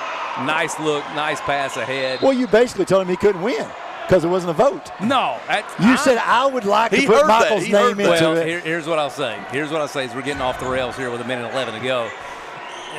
You got a guy that surpassed 1,000 points in the game tonight. That's not in the game, but, Turner Clayton, obviously, he started the game with some fireworks, had a big milestone within the game. I think he's played well tonight. I got a feeling Turner's going to get the play of the game or the move of the game. I love Chick-fil-A. There he is. Awesome. Great. I'll tell you Great what, to have you. Welcome to the broadcast. Buddy, you come out of nowhere, buddy. That's milkshake guy, right? That's a peach milkshake? Cookies and cream. Go peach. We got to go with peach. Oh, you're the only guy I know who likes peach milkshake. Yeah, seriously. I like peach anything. 61-37. Peach tea, anything peach. Yeah. This is turning into the Heartline, episode here. This is what we hear when we listen to Heartline. This is what we hear. You know what? Everything but the game. Well, but it could be a 1-point game, and he'll be doing it. 61-37 with a minute to go. I think we've done all right. Factually correct. Duncan. Harrison, come on, Harrison. Good look at. Oh, we got Davis Inslee in. Come on, Davis, get in. Oh, he's going to get a chance to score though. Davis Inslee, shout out. We gave him a shout out last game. We called Davis Inslee. A relative, disclaimer, he's the nephew, son of Chris and Tina Inslee, the nephew to Cassie and Denny Collins. So, come on, Davis. Which means he's probably going to miss 2 straight. Absolutely, 100%. Denny about omitted himself from that little. I was trying to help the kid. Yeah. I mean, come on, I'm for the guy. Yeah, that probably would have been a good Cassie thing. and Denny Collins. Come on, Davis. Well, and again, you talked about Austin. Denny talking about himself in third person. Well, I know Chris Inslee. We wanted to get Chris Inslee on the broadcast, 89-90 player here at Bradley Central with Chad Copeland and then that great team. So that three-pointer up, no good. And there we go on the board for Walker Valley, Jeremiah Crowder. Nice putback for him. He's going to be a good player. He's played well in the JV, and he's going to be a good player. Very athletic. Well, and both of those JV teams, Bradley Central won the JV game, but there were some really quality players in the JV game. We were here early and watched that unfold. Bradley won, about 10-15, but both teams with some really strong players, young players. I know both of them employ some freshmen as well. So some promising players ahead for both of these teams here in Bradley County. Looks like Walker Valley will hold on for this one, 63-37. Gentlemen, it's been a pleasure. Michael Wood adding to the stat sheet with his another rebound, and he's just going to bring it up himself. He's going to look for another 3. If he gets another 3, I may pull the trigger. Moody. Long 3, no good. And that's going to do it. That's going to be your buzzer, your horn, your ball game, and that's going to do it for us. MixTV.tv, the rivalry games. We'll take a quick 60-second break. We'll come right back for some stats, and we'll wrap it up here from Jim Smiddy Arena.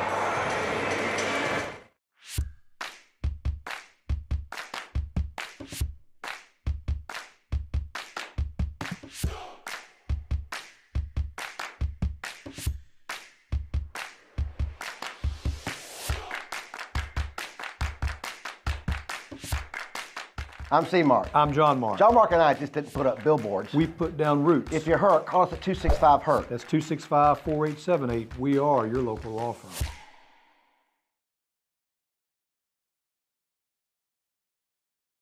This is John Davis, the trade-in man for Kia Cleveland on South Lee Highway, and we will overpay for your old car today. High mileage, cosmetic issues, that's okay. Rusted, busted, can't be trusted, all trade-ins are welcome. Just bring us your old car as is. Don't even wash it. You'll be shocked of how much I'm willing to pay for your old car in any condition. Come see me, John Davis, the trade-in man for Kia Cleveland on South Lee Highway in beautiful Cleveland, Tennessee, where selling your car is as easy as 1, 2, 3. You're watching the Leisure Time Bowling postgame show on MixTV.tv. Take your crew to Leisure Time Bowling on Keith Street this weekend.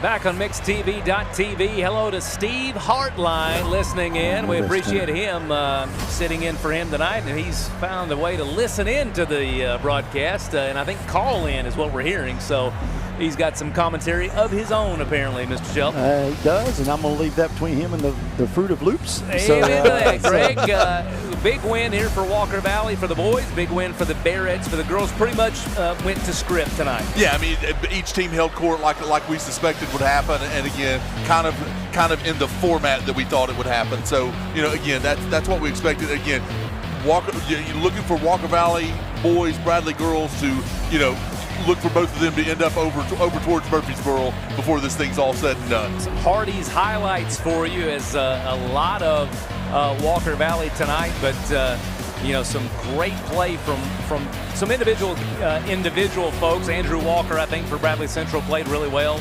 Of course, Turner Clayton and others played well. The Davis brothers, a phenomenal game, and we hope you enjoy these Hardy's highlights. And Greg, we're going to go, let's see, as soon as we finish this, the Chick-fil-A move. Greg, you've already said of the game. I love Chick-fil-A. You've said some negative things about Chick-fil-A. Do you like Hardee's? Do you haven't liked Hardee's? I'd love Hardee's. Yeah. Two of my favorite restaurants. Biscuits and gravy. Oh, come on. Pork chop and gravy biscuit with egg. Woo! Come on. We're going to go. I'm hungry. Do you basically just tell them throw everything in the kitchen on that thing? Pretty much. Pretty much. That pork chop and gravy biscuit is legit. All right, let's get that Chick-fil-A move of the game here. It's going to be on the tip. It better be. Yeah, it's got to be on the tip. What is this? No way. There's no way. It's Michael Wood. What? We're giving Michael. Listen. This is what he's done. Okay, so that's fine. I'm for this. I'm for it. See, this is the democracy you were talking about. I'm for it. That's good. We're going to see this one, too. Michael Wood. No, okay, Michael Wood, the move of the game. With a steal and a finish right here as he has a career night for Walker Valley. And then we've got the going to the star of the game. And the star of the game, you guys want to vote? I mean, it's fine. No, I'm in. I cast my vote. Turner Clayton. Come on. Greg? Can we bring up the first play of the game highlight to go with the star of the game? Wow. Mayfield there. Can we do that? Yes. Here we go. Come on. Here we go. This is on the tip. Watch number 2 at the bottom of your screen. Take off. He's already lost everyone. Boom. Wide open for the big yam for the first. Boom. So that's how Walker Valley starts the game. So, and of course, the star of the game for Walker Valley will be Turner Clayton, who surpasses 1,000 points in his career for Walker Valley. And so just congratulations to him for the Mayfield star of the game, and also congratulations to Walker Valley on a district win, which will more than likely give them the #1 seed going into the tournament. Yeah, most definitely. It's been tremendous fun tonight, gentlemen. Thank you for having me. Our production crew, outstanding job. Those of you at home, MixTV.tv, thank you for listening. It's been a great rivalry Friday night. We appreciate you tuning in. We hope to catch you next time here on MixTV.tv. For Shelton, for Greg, I'm Denny Collins. Have a great evening. Thanks, guys.